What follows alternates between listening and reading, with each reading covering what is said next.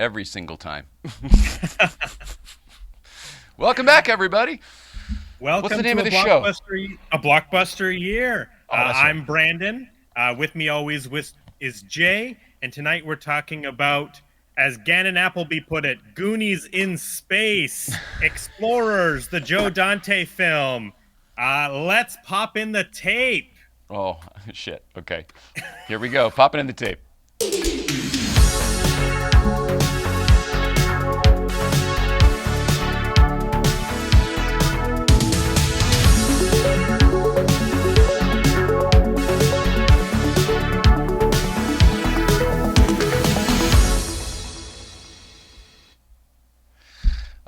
We've also got another guest over here. By the way, I'm Jay Ryan. I'm in Los Angeles. Brandon is up in British Columbia, Canada. We've got Dustin Mario Johnson with us this evening, in from Seattle. And then sitting over here in the chair, who's crashing the show, I just told him to sit over here, is Gibson. Is it Gibson Reedy? Yeah, so legally it's Gibson Jaskowski. That's my Polish name. But Gibson Reedy's my industry, much easier name. But we met Gibson all together up at the Goonies And I'm having anniversary. a shirt on, so see, we're matching. This is ridiculous. And you got your Goonies? Yes, this is awesome. Really I didn't. I wore an ET shirt. That's How still dare good. you, Brandon. Still good. Yeah. And then I got to shout out a friend who sent me a postcard the other day that if you've been up to Astoria, you know where this is. The lighting is a little shitty, Yeah. but That is the it's Goonies the house. Goonies house before it was restored. But they sent me a postcard sending you a piece of your favorite place. Goonies never say die, Lauren. That's awesome. I'm really excited about this one, buddy, because I loved this movie growing up. Yeah. I thoroughly enjoyed 2/3 of it. Let's put it that way. Oh, well said. Yeah. I have to agree with you. Even as a kid, I would agree with that statement. Yeah. I was watching the first 25, 30 minutes of this movie, and I was like, oh my God, is this like a undiscovered gem? How have I never seen this before? I am so in love with this. And then the end kind of, we'll get there, but it fell a little flat for me in 2025. I think. See, I had yes. different feelings about that. And I cannot wait to get into all of that. Gibson, have you seen Explorers? I have, yes. Okay. And I'm agreeing with you. I think the third act is a little bit I don't know, but Yeah, I think it wraps up okay, but there is the portion that we all are talking about that is a little rough. Yeah. Real quick, Jay. Gibson, we can't hear him very well. Oh, right, because know I didn't turn his mic on. Yeah. Hopefully we don't get too much of an echo. Thank you everybody for I think he's waiting. far We were enough having away some from you. technical difficulties coming in, but we're all here. We're all audible, which is good. He's Hey, further away Brandon, from you. how I does think we this should sound be good. now? Check, Because I check, actually check, hooked check. my mic up to my phone. Oh, that's yeah. It sounds good. Okay, It good. does sound good. Thanks for being here for Gibson- rehearsal, everybody. Yeah, exactly. This is the rehearsal episode that we'll do the whole episode later, but this is just the rehearsal. I think I would call this movie, as a kid I loved it. Upon the 2025 rewatches you just mentioned, I would call it uneven, but not in the way a lot of movies are uneven. It's just that some parts are really good and some parts aren't. Yeah, and I do actually believe a lot of the issues came from production and some of the decisions that needed to be made quickly by Joe Dante and the way he was sort of forced into releasing this film as it is by Paramount. Wow. Okay. Did not know that. Yeah. Explorers, directed by Joe Dante. Joe Dante is an incredible director. He is such a film nerd, such a Looney Tunes nerd. We all know Joe Dante from Gremlins 1 and 2. My personal favorite Joe Dante film is actually Small Soldiers. Oh, that's not what I that thought is you were going to say. Well, but that's the film that came out when I was, 1998? So I was is it 98 or 99? But I was like 6 or 7 Small years Soldiers old. was 98. Yeah. So I was 6 years old when Small Soldiers came out, and I had that VHS tape, and I loved that movie so much. In fact, actually, they just re-released it on 4K this year, and watching it in 4K, I was just blown away with how good all of the Stan Winston practical effects look in Small Soldiers. So I mean, Joe Dante's an icon. Any For other me, it's the Joe Burbs. Dante? I love the Yes. Burbs so much. Yes. Inner Space. Yeah. Oh, that was Nicole's favorite. Yeah. Yeah, Inner Martin Space is Short. one of my favorite ones. Me and my sister growing up, we always thought one my day God, we're yeah. gonna get big and then we're gonna get small again. And Martin Short is so good in Inner Space. He's fantastic. What about you, Gibson? Favorite Joe Dante? I was gonna say Inner Space, so I'm seconding off Inner Space. Yeah, yeah. I mean, Martin Short, Nice. Dennis I know. Quaid, I they're know. all so Yeah. good in it. And I And it just Gremlins goes is to a show- great movie, but this guy has like a great library of films, and I bet the general population only is like the Gremlins guy, and you're like, Pretty yeah, much. but also all these other things, you know. But, Yeah. But well, wait, even, there's more. yeah, even right, like right. Matinee with John Goodman. It's like a really fun movie. I don't think I've ever Um, seen Matinee with John Goodman. Yeah, it's pretty Make cool. a note. Making a That's note good one. here. That's a sleeper right there. Yeah, John Goodman. Who else is in it? Can't remember. Two E's on Matinee. yeah. Was that early 90s? I think it's like 94 or something like that. Oh, it's way more recent than I would Yeah. have thought. Yeah, but yeah. think, So yeah. I mean, so Joe Dante made Explorers. It's a script written by a gentleman named Eric Luke, who didn't really write a lot of other films, but he wrote some TV. He wrote a lot for the Gargoyles animated show. He wrote for the 2003 Ninja Turtles animated series, and then he wrote a bunch for the animated Tales of the Crypt Keeper, which is another that was like right in my pocket growing up. That animated Tales from the Crypt Keeper series. I didn't even know that loved it existed. so I loved much. Tales from the Crypt growing up. This Yeah. is where the age difference shows itself. Yeah, that is true. That does happen. Yeah, and like two film debuts with Ethan Hawke and River Phoenix, and like it's incredible the performances that these children give. Especially, I think River Phoenix in this movie is really good because Yeah. he plays this dork Wolfgang so well. I was so impressed with how he his performance as this science nerd, and that's what I was alluding to. Like, seriously, in the first half an hour of this movie, I was like, this is the greatest movie I've never seen. Yep. I can't. Yep. I'm so in love with everything on this movie. The aesthetic, adventure is everything we Yes. wanted as a kid. Young Ethan Hawke's Ben being obsessed with like sci-fi movies. You know, He's watching like, the original War of the Worlds. Brandon, when was the first time you saw this movie? this week. Seriously? Yeah, I had never seen Explorers. Oh, that's awesome. Yeah, so this show was my first watch.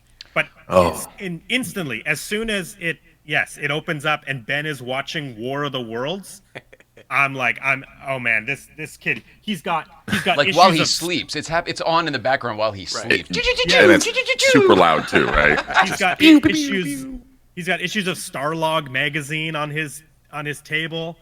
I actually, fun fact, you only see a little bit of the logo sticking out on the table of the Starlog, but that was enough. The white background. This is a similar issue, but not the same issue. I was able to track down the issue that he has. Unfortunately, it's not one that I have, but How dare you, Brandon? Yet. it is exactly. It is issue number 84. And the cool thing about it is on the cover of that Starlog is Gremlins. So Oh, hilarious. No like- coincidences. Yes, it's a Joe Dante putting an Easter egg in his own movie of Gremlins. But seriously, like I love all these movies that Ben little Ethan Hawke is referencing. This Island Earth with the Metal Mutant, classic underrated Universal monster, Forbidden Planet, a serious Leslie Nielsen, Yep. like another classic, Robbie the Robot, and then this is the poster he has on his bedroom. It came Yep. from It outer came from space. outer space. So Classics. I seriously, like 15 seconds into this movie, it's a young Ethan Hawke who I do like as an actor. He's a sci-fi nerd. Then I meet River Phoenix, and I'm like, oh, God, I'm so in on this movie. And Honestly, the third kid who we'll Jason- talk about Jason. him, Jason, Yeah. exactly. Jason Preston. Darren, he actually impressed me. I don't want to say more than the other two, but just as much as the other two, which is a lot to say when the other two are Yeah. the other two. And exactly, and that's the only reason I didn't include him in that discussion is because he did not become River Phoenix from Right. Indiana Jones and the Last Crusade and Stand by Me, or Ethan Hawke from Training Day, the Before trilogy, the new Black Phone series, Boyhood. right? Wasn't Jason Preston in? Wasn't he in Gremlins though? Yeah, Gremlins 2. 2, the second one. Oh, and 2. That's what New it was. batch. Yes, he's in Gremlins 2, and he plays been the a while. yogurt guy. And when I was a kid, I had a VHS of this movie. I've never seen it since I was a kid. I don't even know if you could find it anymore, but it was called Saturday the 14th. It was like a spoof Yes. on Friday the 13th, and he was in that. Cool. Where they Okay. moved to like a haunted house, and there's all Yeah. this shit happens. That's yeah. awesome. Yeah. But other than that, not much other work. I think he maybe did 4 movies in No. his career. No, Some TV. I honestly I don't. The only He did thing I like have written 7, I think. Yeah, Okay. the only thing I have written down to tell No, people yeah, essentially was Gremlins 2. Got it. Yogurt guy. If you guys don't mind, I'll just blast through some comments in the background while we're talking. Yes. Renee says, "Hi, this movie sounds like it's very Goonies-like. Parts of it are very Goonies-like." For sure. Yes. Gannon would be Goonies in space. We sort That's of what I was agree on referring that to. one. Goonies Junior in Ratana's space. here.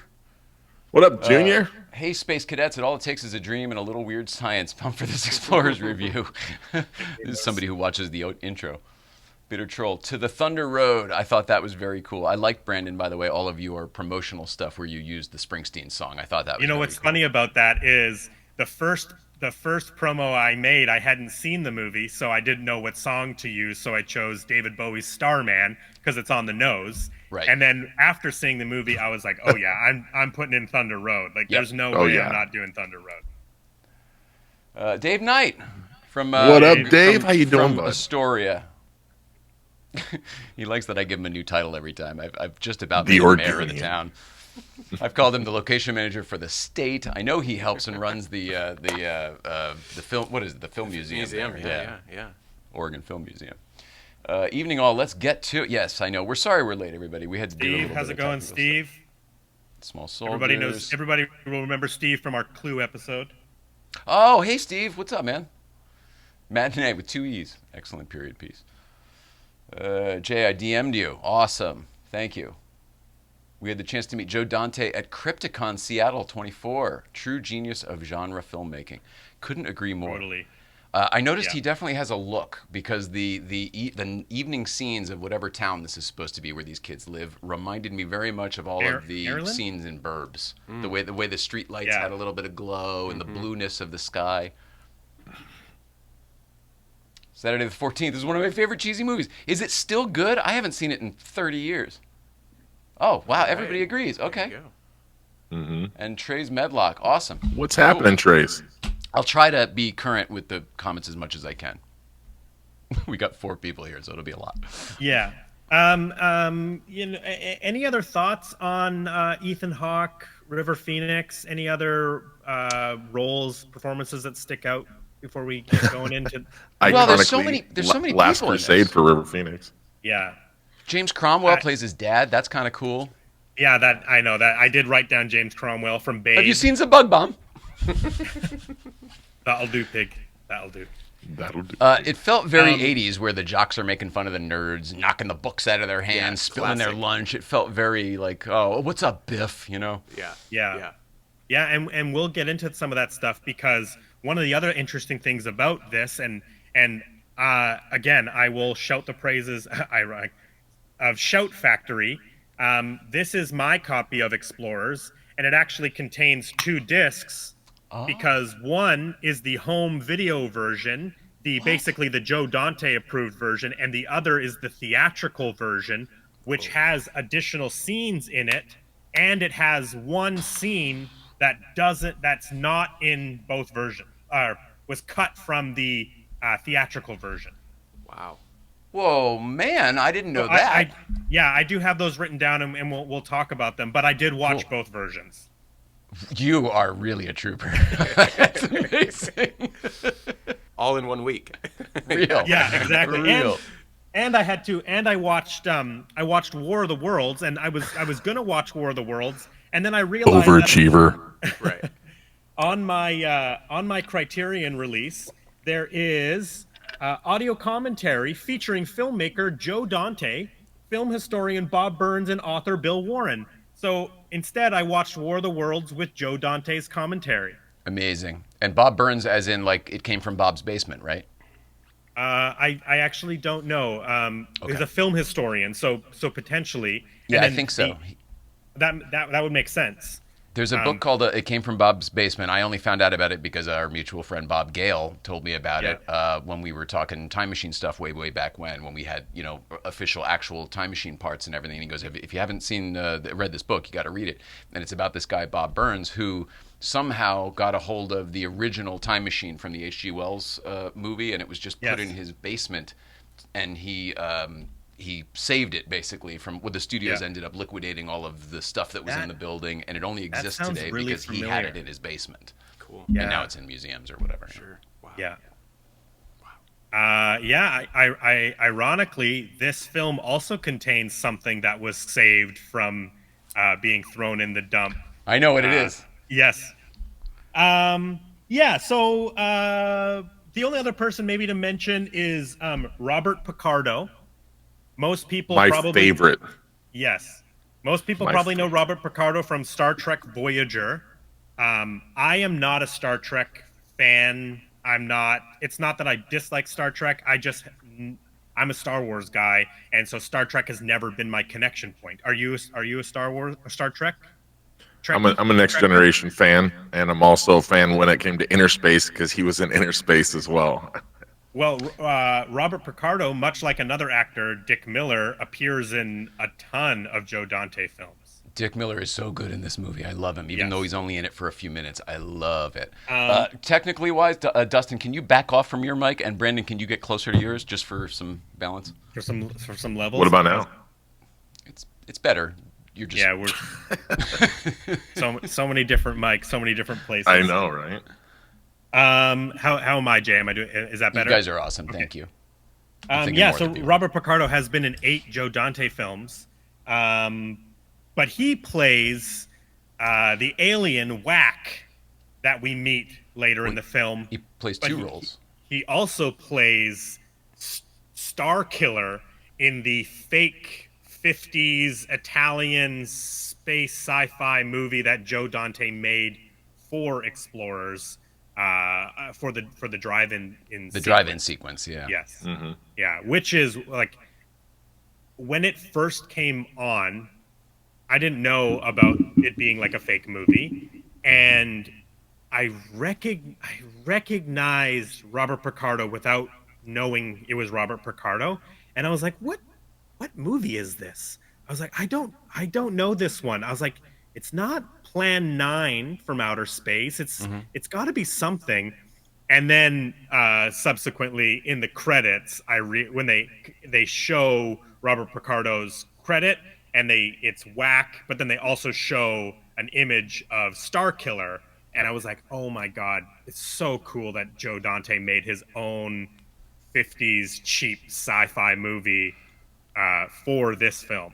Well, I know it's jumping ahead a little bit, but can I ask you something about that? Because I made a note on something that bothered me about that scene, and it always has, even since I was a little kid. Do you want to wait till we get there later? We don't have to. Okay. I think I have an idea of what you're going to talk about. Oh, go ahead.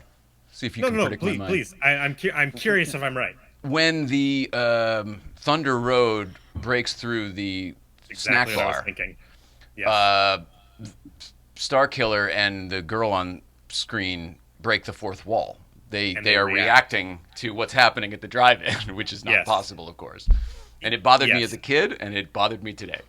I didn't understand it but I think it was just a choice, and it's trying to be funny. It's trying to make a joke. But Yeah, their clearly. their spaceship is crashing in the film, and Okay. it is a weird cut to. I will agree with you that I was like, I don't like that. Because he's like setting the set back up and everything, Yeah. the little thing. Yeah. Okay, all right, cool. One of the cool things about that sequence, I learned, and when I watched the film the second time, they're all speaking a different language, and they're all dubbed. So if you watch their Amazing. lips, they're all speaking what would be like Italian, right? So this would be some like Italian sci-fi 50s, 60s film that has been dubbed in English and is playing as a midnight movie at this drive-in. So next time you watch Explorers, watch the lips in that scene of Robert Picardo as Starkiller and the actress and the other actor, and they're all speaking non-English. God, that's crazy. Oh man, there's a I- lot of I love also for Saturday think- the 14th. I can't believe it. I didn't also think think- anybody would know that movie. I know the cover. I've never actually seen Saturday the 14th. I mean, I enjoyed it as a kid. I don't know how good it was. The About a name boy, Star Ethan Hawke, yeah. Starkiller is, gonna assume, maybe a reference to Star Wars, because that was Luke Skywalker's original last name. It was Luke Starkiller was his No original kidding? name. Yeah. Was it too And- violent? Because he I does blow up a probably- star at one point during that thing, right? Or Yeah. Death Star. Yeah. I'm gonna assume so. Okay. And let's chat about Dick Miller a little bit, unless anybody has any other thoughts on Robert Picardo, because we're going to talk about him more I've as met we that get guy. into He's it. really, really nice. Really, Robert really Picardo? nice. I can't even remember where.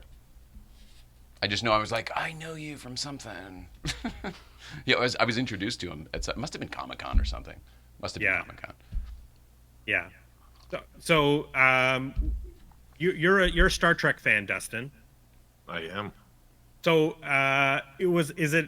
is Robert Picardo like a is he a popular character? Like I really was don't on- know. I don't on- have any frame of reference. Yeah, because I think he was on Voyager, and I think he was on Next Generation, and I want to say, Deep Space Nine, maybe? I think the new one, like the Academy one, I think he's on that okay. too as well. But yeah, he was like I think a medical officer on that. Yeah. But with the a lot older of one. screen time. Yeah, oh yeah. I want to say he had quite a bit of episodes. He was a reoccurring character. Yeah. I know he's on a couple episodes of Seth MacFarlane's The Orville. Mhm. And I remember Oh, knowing. That's what it was. Yeah. Okay. I remember Comic-Con watching the episodes and people online being excited that Robert Picardo was in The Orville because he's from Star Trek. And that's really like my only frame of reference. I love The Orville, but I've never really watched a ton of Star Trek. Not even the movies? Oh yeah, I just grew up No. with it. I feel like you'd like the movies. I'm very interested in Star Trek, but it is one of those things that it is so gargantuan that I just I've never committed or decided where to start. It's a deep rabbit hole too, because there's It's Yeah. it's like Star Wars. There's so many though. different versions. You just have to pick one and then just go with it. Yeah, I agree with Yeah. that. Just pick one and binge. Like pick Next Generation and then just watch them, and then go to the original movies and watch all the movies. Like you That's can't literally what bounce I agree around with at all everything to you any said. of them. Yeah, That is maybe one day. Maybe one day. I'm fine with my Star Wars right now. Dustin, I couldn't agree with you more there. Watch Next Generation and then go to the movies, because the movies catch you back up. Yeah. I've always been Exactly. interested. I've always been interested in that one where they go to Earth and it's like the 80s or That's something. part 4. I love that, where they go to San Yeah. Francisco and save the whales. Yeah, Yeah. To I save saw the that in the humpback theater. whales. Wow. The only one I've ever seen in the theater. Wow, that's I've great. seen so many clips and images from that film, and there's something, even as a non-Star Trek fan, I'm like, there is something so exciting about seeing these characters in plain clothes in San Francisco. So I've always been so curious about that one. I would have loved to have been in the room when they pitched that idea. Here's what we're doing for the next movie, and the executives are probably like, So we're going to go back in time to Right. present day USA. I guess at that point they had so much momentum going. They were like, "All right, go ahead, shoot it. We'll see how it turns out." It is a good one. Do But whatever Dustin, you We're gonna want. remind talk me, is to it like humpback whales. the year 2600 or something for Star Trek? Don't they say when it is? It's like Oh way in yeah, the it future. was. Yeah, Stardate was way in the future. So yeah.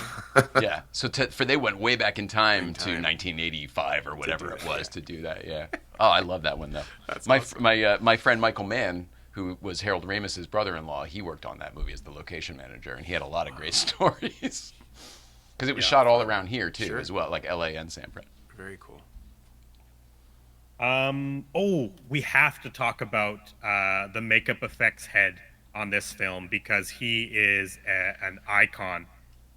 His name We is should say Rob- ILM too did the special effects, right? ILM did the special effects, but all of the makeup, like the alien suits, are Rob Bottin, and I know him the most from John Carpenter's The Thing.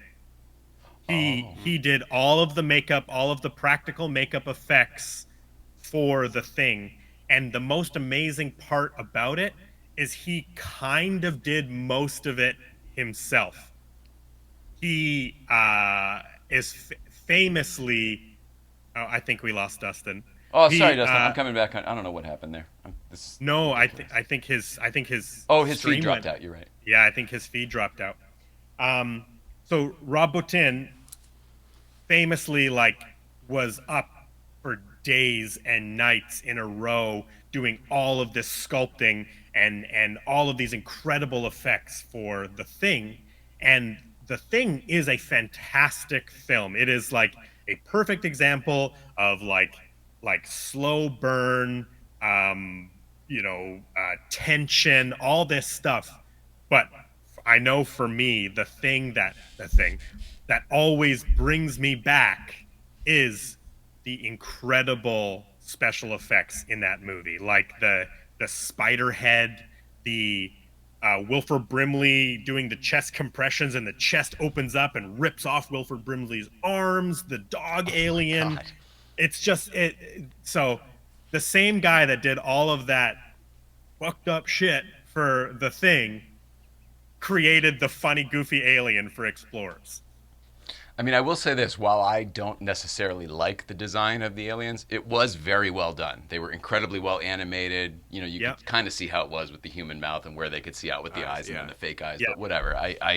The illusion, I'm sure, as a kid, was probably much. Did More anybody defined. else get Slimer vibes? Yeah, well, because of the shape, right? The little yes, there's exactly there's that profile shot when he's hiding, and I was And like, the oh, color. it's yeah, of course, it's Slimer with arms and legs, or I guess legs. Yeah, definitely. No, that's a good point. And only a year later too, or probably about the same Yeah. time. At the same time. Yeah, He also did all the effects on RoboCop, which is obviously has that classic Alex Murphy death scene. Oh, seriously? That's yeah. like one of the most traumatizing experiences from my Yes. childhood. Yes. Beep, beep, beep, beep, beep, beep, beep, beep. Oh, my God. It took me Yeah. forever to start liking the 70s show because I was like, that guy's not all right. Yeah, he's not okay. I can't do it. Yeah, so he is a classic effects artist. Worked on The Fog, The Thing, The Howling, which is another Joe Dante film. We're not going to talk about The Howling for this show, but we will be talking about The Howling 2, Your Werewolf's a Sister, or its other title is like, what is it? Bitch Wolf or something? Oh, my God.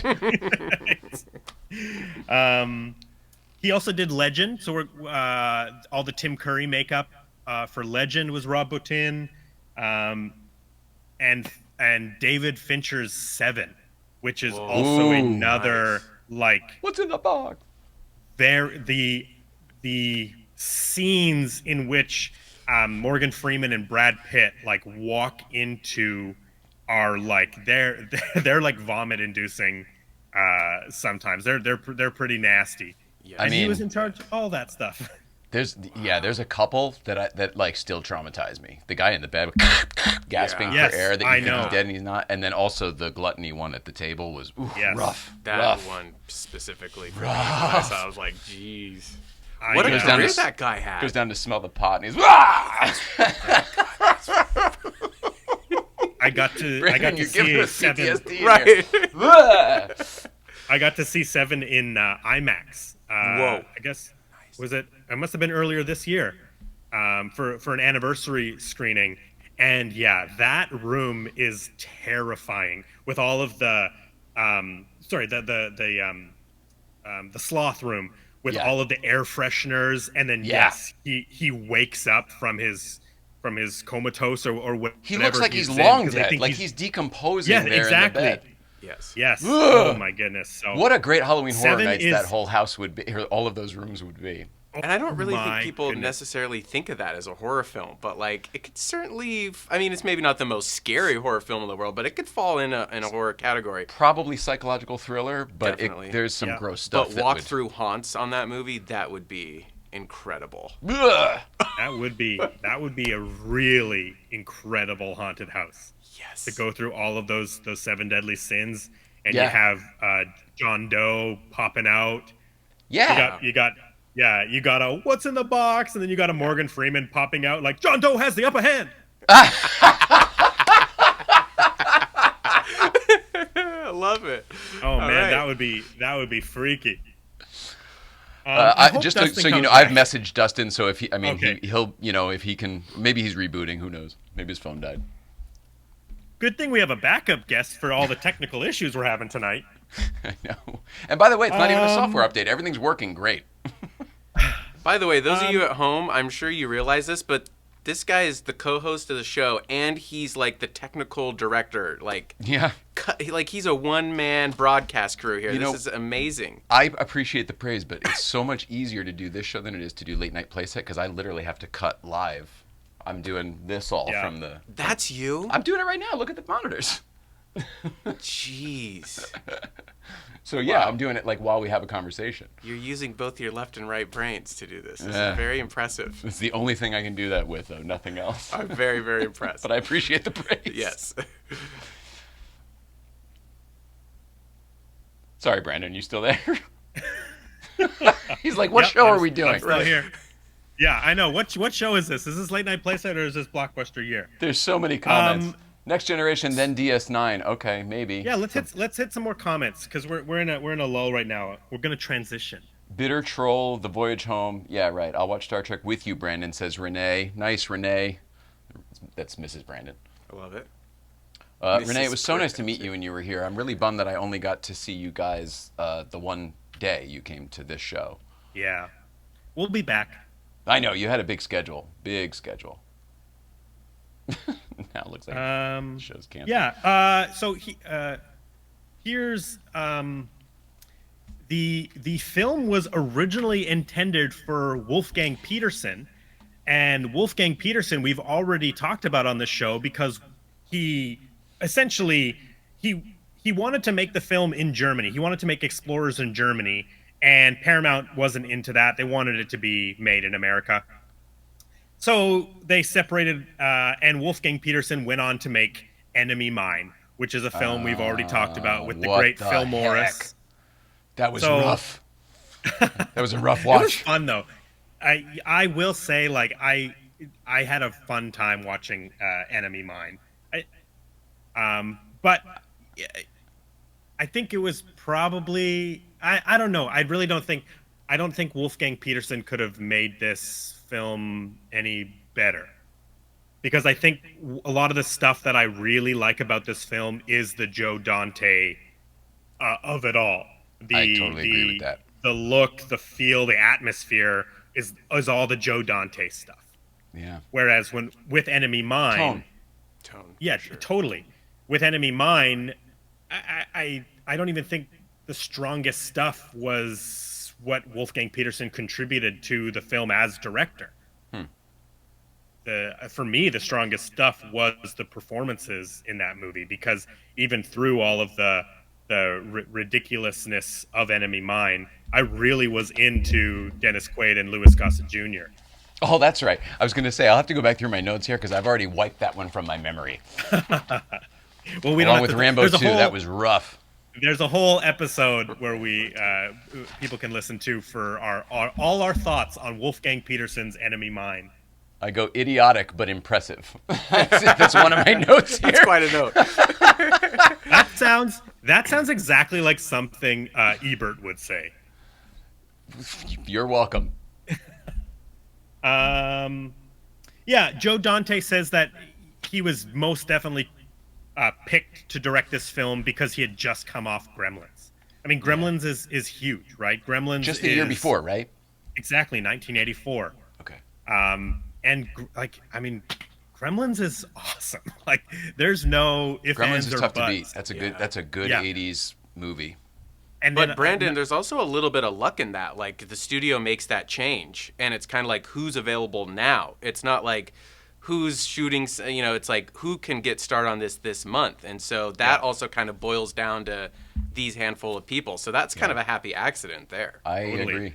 It's not a who of all of the A directors. It's from Correct. the small pool that's available. Correct. Right? And really, Joe Dante wasn't a name before Gremlins, because before Gremlins he had made Piranha, which is very much a low budget Roger Corman film. Right. The original Piranha. Joe Dante directed some TV show. Joe Dante directed 1 or 2 episodes of Police Squad, the Leslie Nielsen TV show, which was turned into the Naked Gun series. Right. Oh, There's cool. 6 episodes of an original TV show, which I think is funnier than the Naked Gun movies. Totally agree. There's like some television constraints with Police Squad. We actually Renee and I just watched all of Police Squad and then the Naked Gun movies in preparation for the new Naked Gun that was coming out, which we loved. So we were really into it. I think people don't realize how identical they were too. It was like still him. It was George Kennedy. It still had the giant guy. You only saw half of him. Like it was really very similar. It wasn't George Kennedy in Police Squad. It wasn't? Actor. Yeah, George but Kennedy the same came in character for the movies. Yeah, Okay, same got it. character, but yeah, not George Kennedy. But yeah, some of the jokes in Police Squad, actually, a joke that I absolutely love is at the end of every episode of Police Squad, they would freeze, and then people and things would still be moving in the background. So Frank and whoever was in the scene, they would be like pouring coffee, and they would freeze as the credits roll, but the coffee was still being poured and then overflowing the cup. Or there was another one where they arrested a guy just That's so Yeah. genius, because normally you would So do they- the freeze frame, but it's not a Yes. freeze. That's so funny. there was one where they arrested a guy and then the credits roll and they freeze, and the only person not frozen is the criminal, and he like gets up and he like sees that everyone's frozen and he like sneaks out of the office. And that never made it into any of the original Naked Gun movies, but that's how the new Naked Gun movie ends. They do a freeze come on. frame like Good. that. So they brought back that original Police Squad joke to the new Liam Neeson Naked Gun movie. So now you're saying I gotta watch the new one. I was not thinking I wanted to see it because the trailer was it's not so good. dude. Everybody says Oh, that. man. Okay, all right. Okay. We were saw laughing it? so hard in the theater. Yeah. Yeah, it's so much fun. It's Okay. so dumb. It's Yeah. perfect. Like it's Okay. how dumb it is. Yeah. You know what? The trailer was rough for me. I was like, I'm expecting what I'm expecting, and now he's in thigh high. Well, and I the think- whole thing, stockings. and- Yes.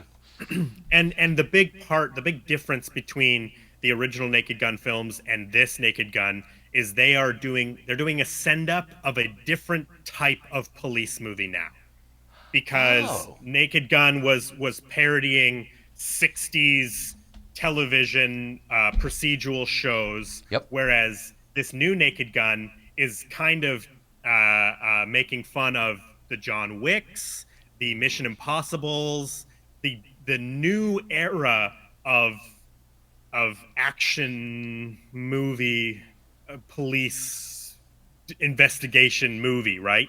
So it is a different tone, but the like jokes Liam are Neeson just would have as been in dumb. one of those real movies. So this is actually it makes sense to have this choice. Yes, I got yes. it. I got it. It's so It's a not lot of fun. knowing any of that, it seemed out of place. Yeah, because I wasn't sure about yeah. the casting at first either, but then when I saw it, I was like, oh, okay, this all like makes sense. When you chose a guy who his name is so similar to Leslie Nielsen, Liam Neeson, know. Leslie Nielsen, I was like, what What's the fuck? happening? Yeah, what are you doing? So funny. It's so funny. I'm all in. All right, listen, I trust you, so I will definitely watch it. Is it on Apple TV yet, or is it still in the? It's probably still in the. I believe you can rent it. I believe it's rentable digitally. Okay, I'll check the Apple TV. Yeah, I know it's out digitally, but I don't know if it's a $25 rental or a $5 rental. Gotcha. Anyway, Joe Dante Explorers. I know. Sorry. It's the tangent. No. I hope Joe Dante has an Oscar or something somewhere along that career. I mean, that's amazing. I hope he got some recognition. That's a lot of cool stuff. Yeah. I'm gonna go back to Unfortunately, Explorers. I was stuck on Enemy Mine. I don't think he's appreciated in that way. Tough. He is definitely like a cult genre filmmaker, and fans love him, and fans love his films. And I think whether you're a Gremlins, a Burbs, Small Soldiers fan, like those are very important movies to people, and they're fantastic movies. Yeah. Have you looked up his IMDb or his filmography? Did you know he used to be an actor too, when he was younger? Joe Dante? Yeah. Oh no, I actually didn't even really look. I was just. Well, I didn't either, except that the categories were, here's the director, and then here's all the movies that he was in. And I was like, well, wait a second, what the heck? Yeah. I actually didn't even get down there. They were older, so I didn't recognize any of them, but they were all kind of more like the movies that Ethan Hawke was watching in the beginning. It all seemed like stuff like that. Yeah, ILM did all the special effects, cost $6 million. The biggest problem with the film is that when Joe Dante signed on, he didn't like the third act, and it was originally supposed to be the kids go to Mars and they play baseball. I can't really find any specific examples of any sort of script or anything. That's all I could find, is that the third act was they go to Mars and they play baseball and save Earth somehow through that. They thought, you know what, we'll just figure it out and let's start shooting. Mix that with Paramount essentially like rushing them along to get this movie done, to the point where Joe Dante said that they would show up on sets, the paint was wet. Apparently they went to go shoot something and they had poured cement, and the kids sunk into the cement because it was still wet. Do you remember when they first encounter Whack and he's wearing like a fur coat, like a fur piece? Do you remember that? I don't know if I ever noticed that. No. Okay. That's because the costume wasn't finished. Oh, hilarious. They had to start shooting. So they were covering up because he has that big purple neck piece, right? Yeah. That purple neck piece wasn't finished, so they put this like weird big fur thing on it for the first time you see him. And then when he walks into the room where Wolfgang and Neek, his sister, are later, he takes it off and he throws it away, unveiling his purple neck thing. But that wasn't finished, and they needed to shoot. Amazing. So that was all rushed along. They picked this ending, this pop culture alien feeding radio waves ending. And then on top of that, through the editing process, Paramount moved their release date up a month. Ooh, and essentially told John... Paramount essentially told Joe Dante, like, just stop editing. We're releasing this. And I have a quote here. Okay. Stop editing. We're going to put it out. We have a perfect date for the picture, and we know we'll make a lot of money. That's what apparently they told Joe Dante. Wow. Just to get through it, the date they chose was the week after Back to the Future. That was what they thought. July 12th, 1985, the week after Back to the Future's release. That's the date they chose. And then on top of that, July 13th, 1985, was the Live Aid live performance broadcast around the world. For We Are the World? Nobody went to the movie theater. I will Yeah. say, at least, like, nobody knew Back to the Future would be this I was cultural gonna say, hit. I mean, It was a normally very small. mid-July for a family movie like this would kind of be, I mean, a good decision. But yeah, you just don't have like. I'm sure once I they saw know- the numbers for Back to the Future, they were like, What do we next do? weekend, everybody that didn't see Back to the Future is gonna go see it, and everyone who did see it's gonna go see it a second time. But I mean, granted, I know exactly why, but it worked for Teen Wolf, which we talked about last week. Yeah. It did. And It they- worked very. they But knew- yeah, but they were. But That they was have Michael. Michael. They're They had riding on the Michael. That's the coattails of it. difference. Yes. Yeah.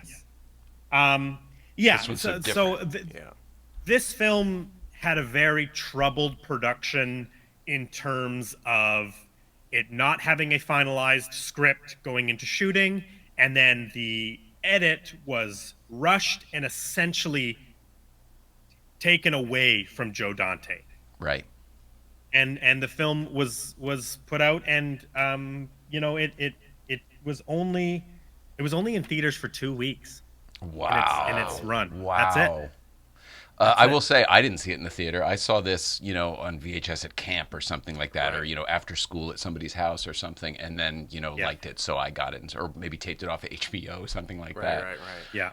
And then it just became one that we would watch over and over and over again. I definitely don't think I ever thought it was popular. Interesting. Wow. You know, Yeah. Let's do some plot, some story. Let's hit some. The film opens up with Ben falling asleep to the loudest television version of War of the Worlds, but he's yeah. he's yeah, it's the loudest scene in the world. But hey, that soothes him. Okay, that puts him to sleep. Yes. And he's dreaming, flying through the clouds and seeing circuitry, these Tron era effects of this giant circuit board. Very Tron-y. Yeah. Very Tron. Very Yeah. Tron-y, the most Tron-y. And he wakes up, jots down this circuit board that he's seen, and he instantly walkie-talkies his friend Wolfgang at 3 a.m., telling him about this dream that he had. And Wolfgang says, "Okay, like I'll work on it, right? Like I'll build the chip for you." Two problems I had with that, and I've had them since I was a kid. One, the whole thing goes down into a circular tube. So obviously that center is a circle, and he wakes up and he's like, maybe it's a diamond. He's got everything else so perfect, and I'm like, but that's the easy part. How do you not know the center? Right. But he misses a piece, because we find out later that he has another dream because he missed an important piece of the diagram. He didn't get it. Which He is was trying to diamond, which is a which circle. He does draw a circle. Yeah. Spoiler alert! I drew it in my notes. Let's see if we can. Where is it? Over here. There it is. There you go.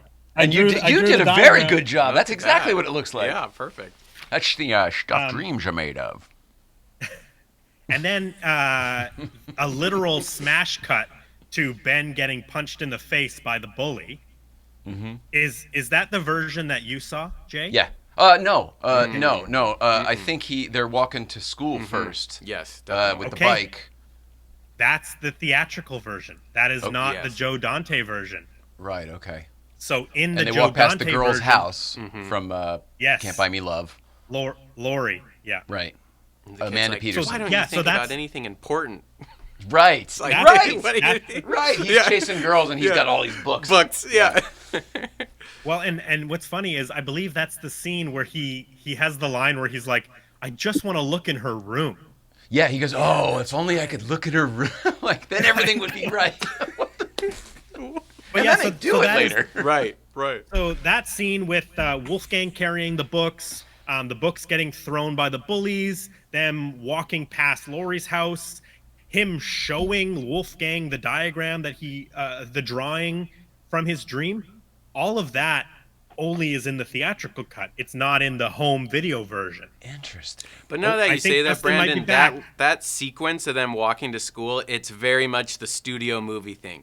Yeah. the trash cans, the leaves blowing across, the kids with their like establishing the morning going to school, like, and it's maybe not the most interesting thing, but I'm sure it's what the studio executives were like. We need to start the morning and see the kids go to school, Yeah. and It very makes 80s. sense. Even Halloween had that. Yeah, they all did it. You're right. Even you're right. Nightmare on Elm Street, they all did it. You're right. Just to interrupt, I think Dustin's back. I think he got a connection. Oh, there he is. Awesome. Okay, let's bring him in here. Welcome back. Welcome back. Can you hear me? Yeah, but through your Okay. iPhone, not your mic. Oh, okay, hold on. Let me see if I can switch this around a little But it's bit. okay. We're just happy you're here.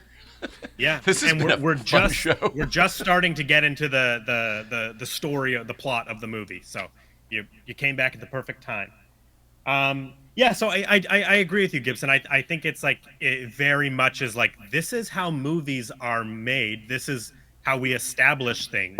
Whereas Joe Dante was like, we don't need it. We don't. We get it. He calls his friend. His friend's gonna make the circuit board. The only thing I did in the theatrical version, Wolfgang gets his pants ripped. Like he gets bullied again. Yeah. And that's why he goes home. Right. And that's why he's not at school. We're going to stop by his house That's later. why he's Do you not know at who school, pulls his pants exactly. down or rips his pants off?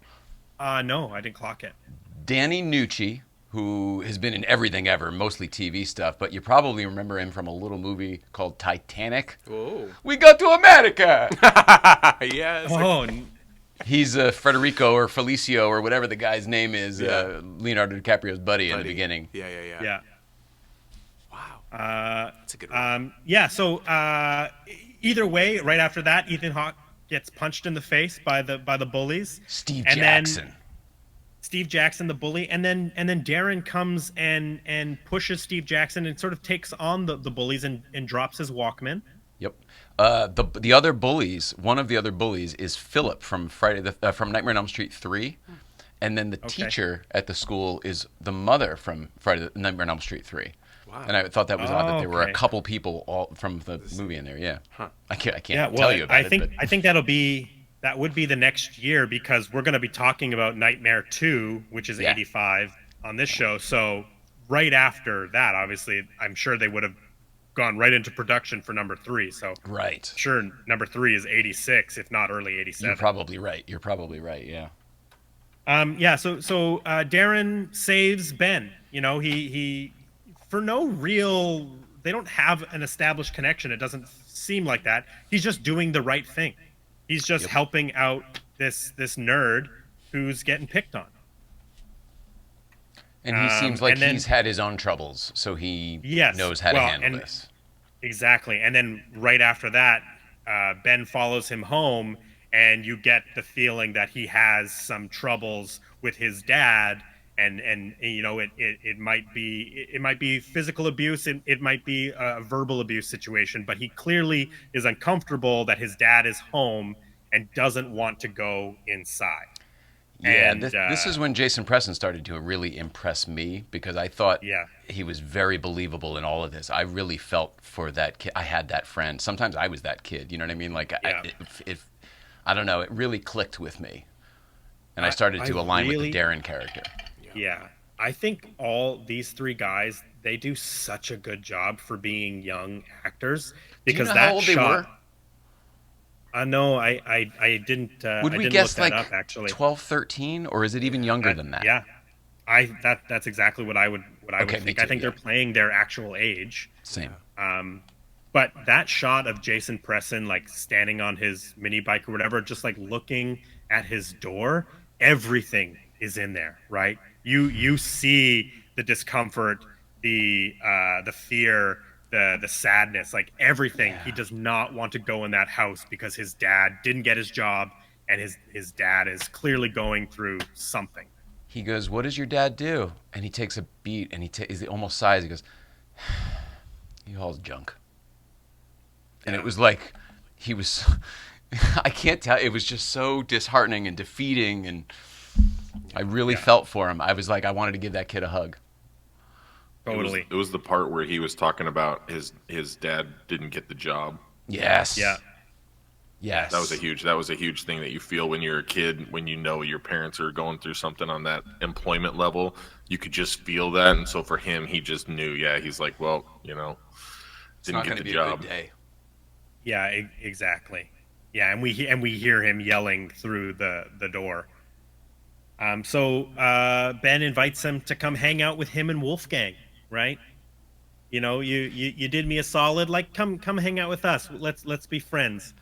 Because Well, he thinks he's going over to Ethan Hawke's house, and then he's like, they're walking through the creek, and he's like, well, I'm just going to stop by my friend Wolfgang's. He's like, who the fuck is Wolfgang? What are you talking about? What are we doing? And the house Welcome to the circus. is chaos, but I love it.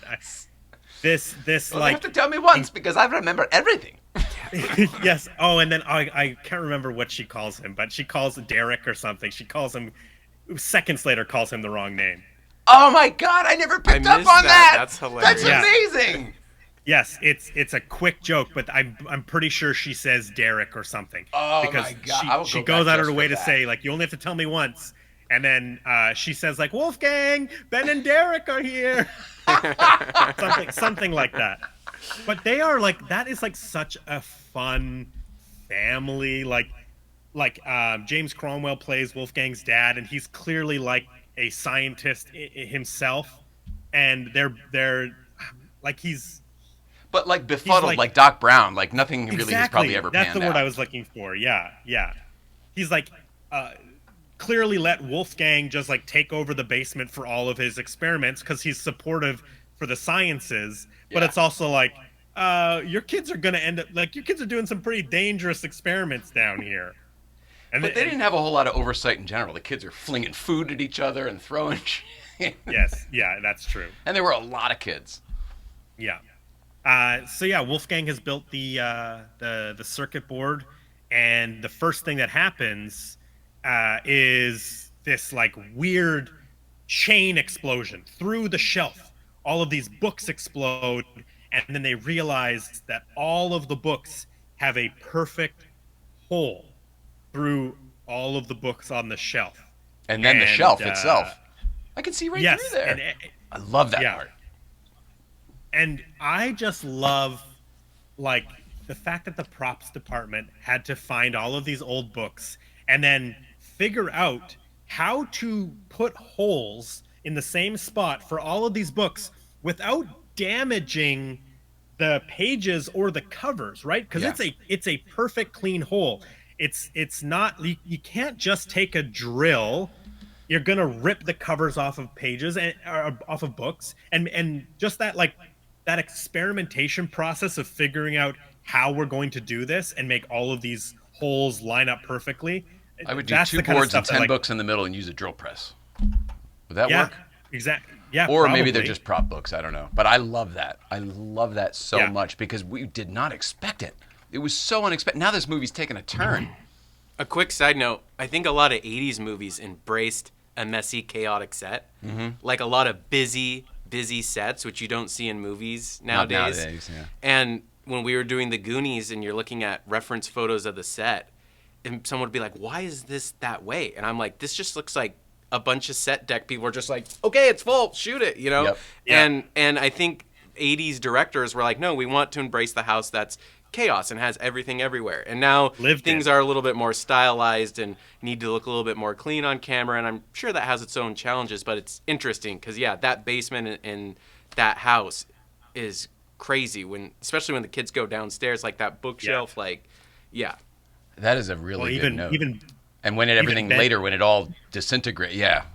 Even like E.T., Yeah. like their house is like kind of insane too. Like just the girl has all those stuffed animals and stuff. Like But so Yeah. was every house I visited in the 80s. Like everybody's house was sort of a mess. There was shit everywhere. You kind of sort of had to walk through. You know, everybody was a hoarder in the 80s. it was It was excess. they probably still are now, Yeah. but people don't want to put that on camera. Yeah. So like everyone's Yeah. house is really clean. when did Marie Kondo come into play? When was this spark joy, right? When did that happen? When did that phenomenon start? Right after Feng Shui.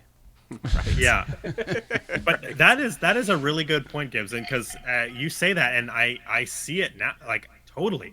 There was something about the '80s movies where they were these houses felt lived in. They felt Yeah. real, Doc Brown's they did garage it- and Back to the Future is Yes. chaos. Perfect. Like because everything from the mansion got moved to the garage. any DP now would be like, oh, well, you need to I can't see things. Like, how am I gonna light? Blah, blah, blah, blah. Yeah.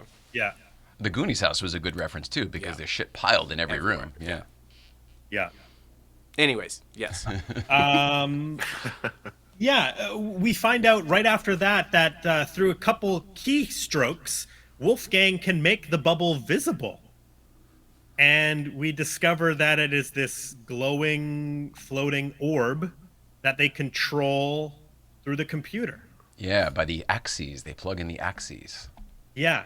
And a note about bug bomb, by the way, with the food being flung everywhere and the way that house was, of course there's bugs everywhere.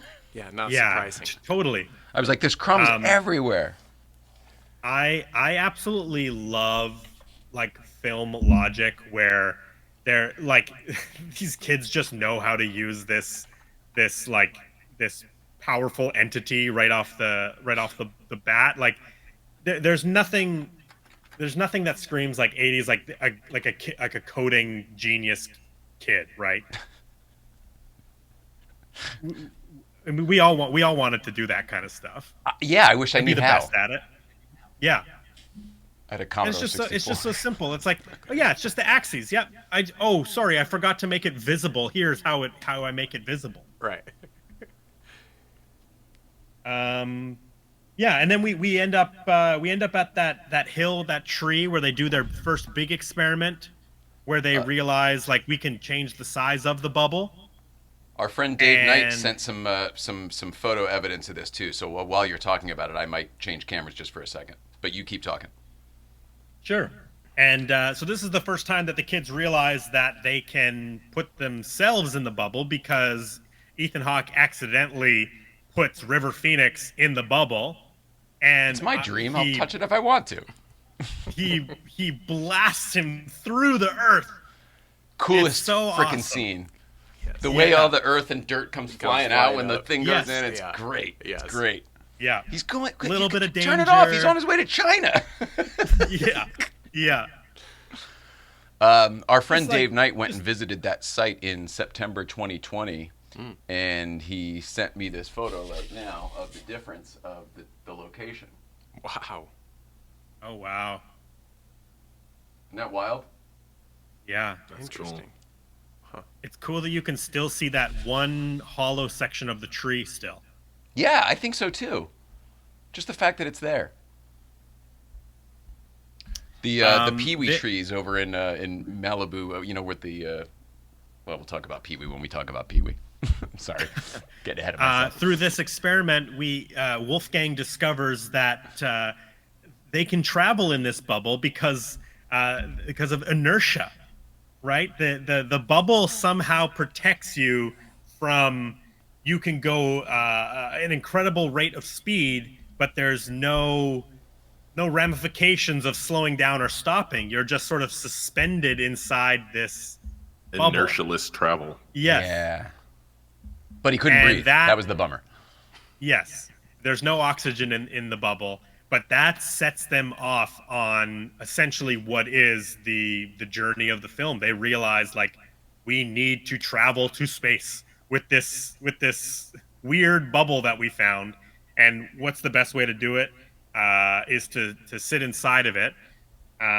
First, before they even get to building a spaceship, they have to go creep on Lori because Ethan Hawke, he's dying to see inside that room. Hey, I would have done the Priorities. same thing, man. She was my crush from when she was in Can't Buy Me Love. So We could go to space, but first, pit stop. Yeah, first, but first, pervs. gotta be creepy. Yeah, Is Can't Buy Me Love the one with the anteater mating ritual? Yep. Yeah, it is, right? Yeah. Okay. Yeah. Okay, cool.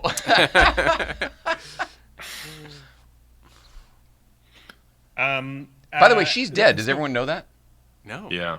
She died of an didn't know accident. that. I looked this up. She died of an accidental morphine overdose right here in the valley in goodness. 2015. Oh my God. I know. smokes. Sad. She was 43 years old. I go, why was she on morphine? Although my wife was on morphine at 43. I guess maybe that's why. Who knows? But a morphine overdose. Ugh, yikes. That's tough.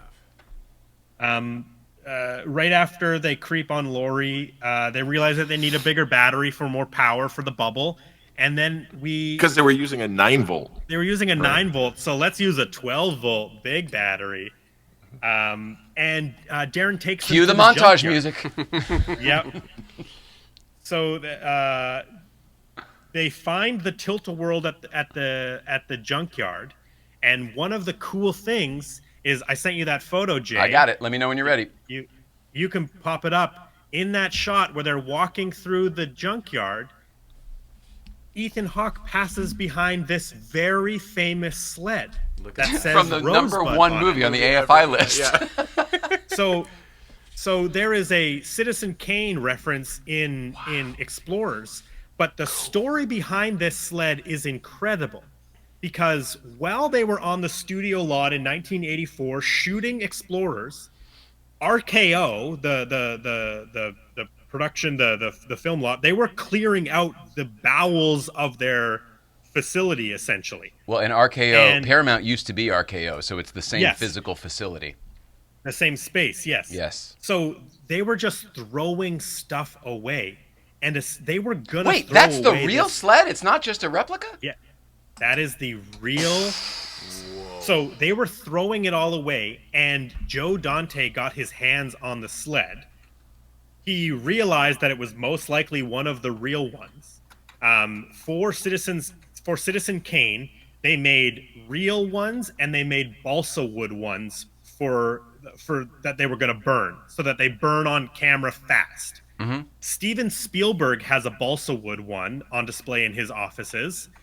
Joe Dante has picked up this real I can't remember the wood that was made of, but let's say, like, I think it was like a walnut or something, some real wood rosebud sled from Citizen Kane. That's amazing. And has had it forever. He's put it in a bunch of movies, but Explorers is the first one that he put it in. He just recently sold it at Heritage Auctions earlier this year. It is now, he sold it for $14 million. It is now officially the second most expensive film prop sold at auction. The only one that sold higher was Dorothy's ruby the slippers. Shoes, right. But Yes. isn't that, what about the lightsaber the other day? Wasn't that a lot more? Or no? Wasn't that Oh my goodness, I actually forgot. I think I that think was Darth only Vader's 3 lightsaber, million. like just a couple weeks ago. I can't remember how much that was. I think it was only 3 million. Oh, Yeah, that was. I thought Was it more than way that? more. I'll look it up right now. I Yeah, thought it that was, but the I most might be recent wrong. prop store. The most recent prop store auction sold the Darth Vader stunt hero lightsaber screen matched, Yep. all this stuff. I saw it at the but Peterson yeah. Museum. They did the preview at the Peterson. Oh, okay. Yeah, I actually don't remember how much that sold for. Maybe it is up there now. But at the time of me doing this research, it was the second most. But so that sled that's in Explorers is the actual Rosebud sled from Citizen Kane. That's cool. And That's amazing. They believe that there's only 3 that exist. Like I said, Steven Spielberg has one. The Joe Dante one just sold, and there's one that I believe is missing, but at this point is probably gone and lost forever. Did you see it in the movie, or did you know it and then find it? Like, go look for it? Did you pick up on it on your own? I knew that Joe Dante owned the Rosebud sled that just sold at auction. Gotcha. And so when I saw it in the movie, I went, oh, that's Joe Dante's Rosebud sled. And then I was looking into the history of it, and it turns out that it was while making Explorers, he was on the lot and got the sled at that time. Amazing. But, I mean, he's sitting on a pretty $14 million now from owning that sled. So congratulations to Joe Dante. Then we have the montage. Which is always welcomed. I mean, just about any montage is enjoyable. You were right. Fun. 3.65 million. Okay, for the yeah. lightsaber. So you were right. yeah, which is Not even close. I mean, kind of incredible. I understand how big Citizen Kane is in terms of like film history, but that's pretty significant. $14 million for a Citizen Kane sled. to Darth Vader's screen match lightsaber at $3 million. I mean, I hear you, but I'm not a Star Wars guy, and I do like Citizen Kane. So, I mean, maybe it appeals to more people, but most of those people are dead because that movie's so old. That's what I was just Yeah, about I to think say, you're right. like, Yeah, it's kind of amazing. at a Probably cer- a at small certain audience, point, but the audience that it appeals to wants it bad, I guess. Maybe it has that. yeah, that's true. It seems like the thing that Um, it's a type of thing that should be over at the Academy Museum, like with the Jaws exhibit and stuff. You know, that's like a Yeah. really historical film piece. Yeah, and hey, maybe it could make an appearance there. Oh yeah, I guess you're right. The only other one of the other theatrical differences is in your version, I guess when you watched, there's a scene where they're pushing the tilt-a-whirl and it rolls down the hill and it crashes into the ravine. Yeah, that's not in Joe Dante's version.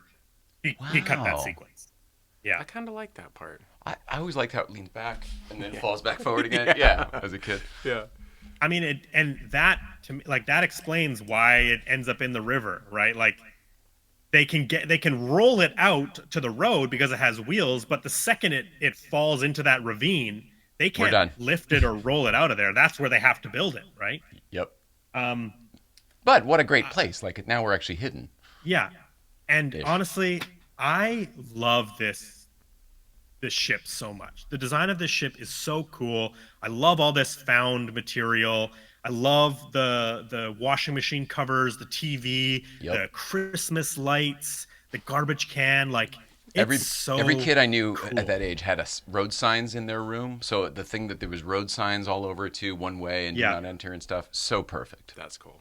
And there's that shot through I think one of the portholes, and somebody is putting up like the NASA logo behind Yeah, them. Ethan Hawke. Yeah. Yeah, it's just so great, and it's a montage. I love Right, like- watching them all work on it together because they all like, we're really doing this. There's something very A-team about it.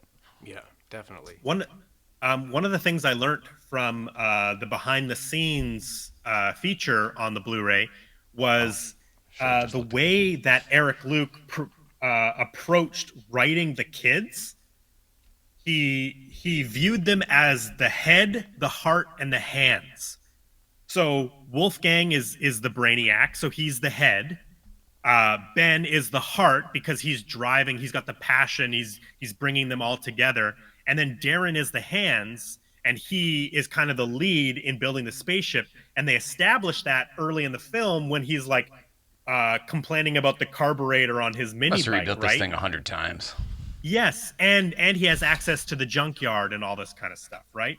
I love And, everything when- about that scene in the junkyard. Everything. When they said that in the behind the scenes, I was like, oh my god, like it's just like it's like simple arithmetic that it makes perfect sense. Like if you have these three characters, you want to just give them each their own trait, and then everything kind of will come out of that as long as you're like as long as you're what's the word I'm looking for, like Consistent with it? consistent, but just like you're like that. Like Wolfgang is the smart one, Ben is the kind-hearted one, and Darren has the hands that he can build. Right? Once you said that, it felt very Ghostbusters to me because they all sort of had their different roles too. The brains, the voice, Yeah. the heart. Mr. Ray And it Stantz, the heart of probably- the Ghostbusters. They love you.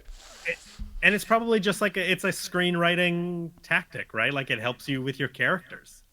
Yeah, I And think then it makes it more point of interesting view. too to have the different personality types. Goonies probably the Yeah. same way, right? Yeah. I think it's better because sometimes those movies are like, there's one kid that's just like sitting back with his feet up, like, let me know when the smart kid's done doing his thing and then we can go, But I think it's better when it's like, no, they all have their part. They do it at, because it could have obviously just been like, well, Wolfgang's just going to do the whole thing and Yep. let us know when the adventure begins. But they all chip in and do it. I think that's an important element. Yeah, I love that. Well, build scene. and I love it. to sort of cut to the end, the initial connection to the boys is the aliens broadcasting their circuit board, their signal on how to space travel, and they pick Ben because he's into all of that stuff, right? He's susceptible to the information. They've chosen him because of who he is. Right. So this whole adventure Because might he's not have different than the actually rest of the happened. world. Exactly. They if they hadn't have discovered Ben, and Ben wasn't as kind and nerdy as he is, there would be no adventure, right? They'd still be experimenting in the basement, but there'd be no space adventure. You know when the did you notice when I can't the cat jumps on the keyboard and then the sphere goes nuts a little Goes bit earlier in the crazy, movie yeah. with that. Did you know somebody throws the cat? The cat comes flying up in a twisty thing, like somebody behind the couch flung the cat in the air. The Wrangler on set. Yeah, man, I wonder what the Humane Society had to say about that.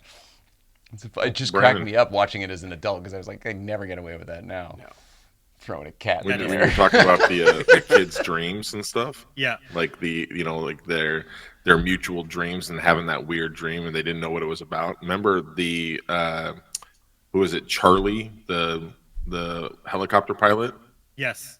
He was talking to his co-pilot about having a weird dream, and I haven't had a dream like that since I was a kid, and that's where he kind of knew where to come from, which is kind of funny too, because his co-pilot I had to look it up because I'm like, who is this guy? He looks so Designing recognizable. Women. Huh? Meshack Taylor from Designing Women. Well, he was Hollywood in The Mannequin. Oh, you're right. The gay black guy. Okay. Yeah. That's where I noticed him from. I just didn't recognize him. I wanted to look at him and be like, where's he from? But I couldn't peg it. That plot point that that's you just true. brought up, Dustin, is one of my favorite parts about the Dick Miller character in this. The fact that he is not just the cop who's out to ruin these kids, let's just keep him from flying, knock this out. Right. He's being pulled there. And when they show him later, when he's talking on the phone at his house, look at behind him. He clearly is tinkering with things as well. He's got he's electronics got like apart. switches for a helicopter or something. Yeah. Yeah, but he's clearly like an adult Ben. Like he's like, I haven't had these dreams since I was a kid. And Mm-hmm. yeah, it's so very powerful. similar to Keyes in E.T., right? Peter Coyote Very in E.T. much the same. That is his motivation. Is he's not after E.T. because he wants to capture him and study him. He wants to do that because he wanted this experience that Elliot is having when he was a child as well, right? He's like, he came to me too, Elliot. Exactly. Keyes is also having his own experience, and obviously the movie doesn't frame him as like it frames him as like a scary figure from the beginning, and we don't find that out until later. But yeah, it's a very, very similar thing with Dick Miller's character in this film as well. I'm jumping ahead, but we'll get to it. He has one line I wrote down here that gave me chills. It was awesome. Sure. So they build their ship, and then they dedicate it, and they want to call it the Jules Verne or the Einstein, but then Darren wants to call it Thunder Road after the Bruce Springsteen song. He just kind of flung it out there, and Ben's like, "That's perfect." Yeah, and maybe because it's not so on the nose, right? Maybe Ben knows Jules Verne isn't the best name. Einstein, they're just too obvious, right? But Thunder Road is a good name for the ship, right? It fits. Sounds like a NASA name. I thought it was cool how all the name, like they clearly chose each one represented the character. I also love that he brought one bottle of beer. That is like such like a kid thing. Be like, I got a bottle of beer. Yeah, and they take a sip and then they try to smash it on the spaceship, and then they don't. Did they just pour it? Yeah, they just He pours it all over and then throws it, and that was always one of my favorite parts as a kid too, because it breaks in the background, but somehow the reaction on the kids' faces looked very real and genuine. And like, oh, now it breaks, and there's like some real joy in Ethan Hawke's face that didn't look acting. Interesting. It looked very, very real. Huh. Yeah, they probably actually just broke a bottle. Totally, exactly. And as a kid, that was exciting and fun. I know, just getting to throw a bottle, and At a who rock, knows how many takes they did, right?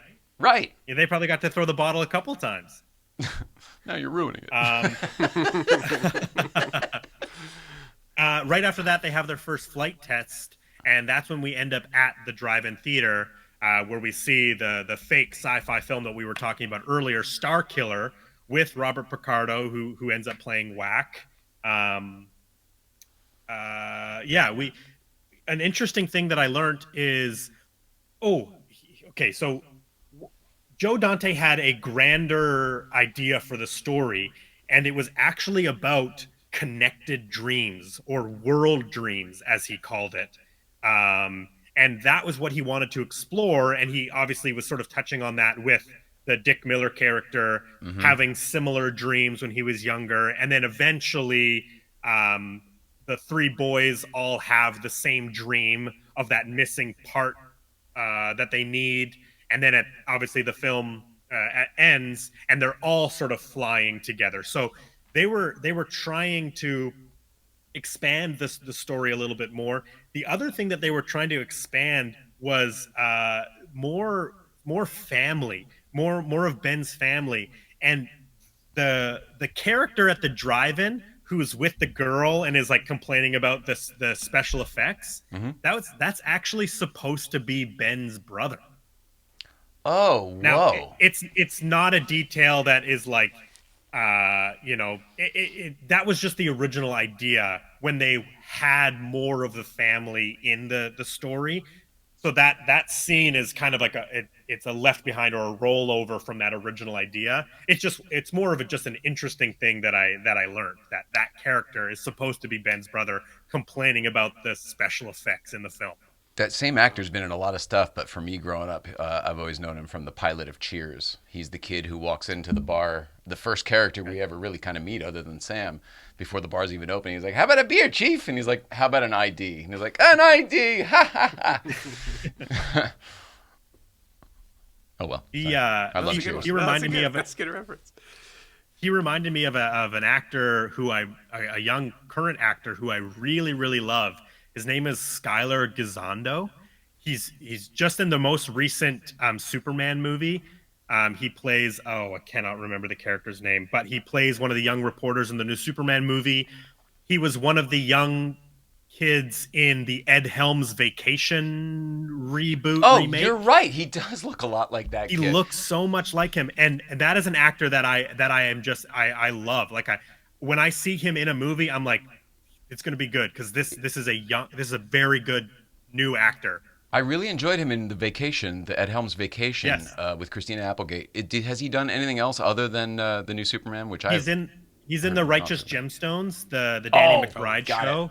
Yep. He's really, really good in that. He plays Danny McBride's son.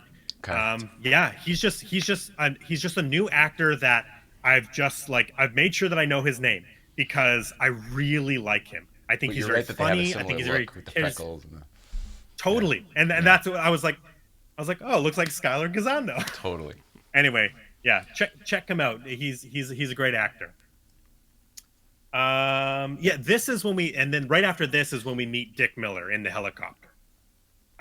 So they see the Thunder Road flying, and him and his partner are kind of, I guess, shocked by it. Right? It's not until the helicopter lands, because it's daytime, right? Right. They They're out at night. They land in the morning, and the partner gets out and sees the newspaper. Yes. And it has UFO sightings. And it has 2 more Joe Dante Easter eggs in it, because the newspaper has a reference to a riot in Kingston. Is it Kingston Falls or Kingston Hills or something? But that's where Gremlins takes place. Oh, you're right. Which is Clock Tower Square, Courthouse exactly. Square. And then the other one is up in the top corner. There's a reference to a fire at a spa retreat, and that is a reference to The Howling, the other Joe Dante film. Very cool. Yeah. So whether it's Joe Dante doing this or his prop and set deck people, it's still really cool with the Easter eggs. Yeah. That Starlight thing was cool too. I think it's Joe Dante. He loves them. So another one, the school that the kids go to is Charles M. Jones High School, junior high, which is a reference to Chuck Jones, the from the Looney Tunes. Right. Mm-hmm. And there's so many Looney Tunes sound bites in this movie once we get to space. And Joe Dante went on to direct Looney Tunes Back in Action with Brendan Fraser. I don't know if I knew that. So he's always been a Looney Tunes fan. I mean, look at the Gremlins, right? Gremlins. The first one. What are they watching in the movie? Oh no, it's Snow White. That's what they're watching in the first Gremlins, is Snow White. But I think there's Looney Tunes and Gremlins too. I believe you. Yeah. I mean, I definitely believe you. Now I'm doubting myself now. Because I thought the Gremlins were watching Looney Tunes in the movie theater in the first one, but no, it's Snow White. That's what they're watching. I didn't know the Looney Tunes connection, that he liked it, but I noticed watching the movie today how many Looney Tunes sound effects and sound bites were in the Alien segment. Yeah. And even when the spaceship spits him out at the end, it goes, does it really? Yeah, That's great. They cut it right before that part, but Right. That's awesome. the string, that bowed string sound. Dick Miller's fantastic. Dick Miller is another actor that's been in 100,000 things. He's in essentially like all the Joe Dante movies.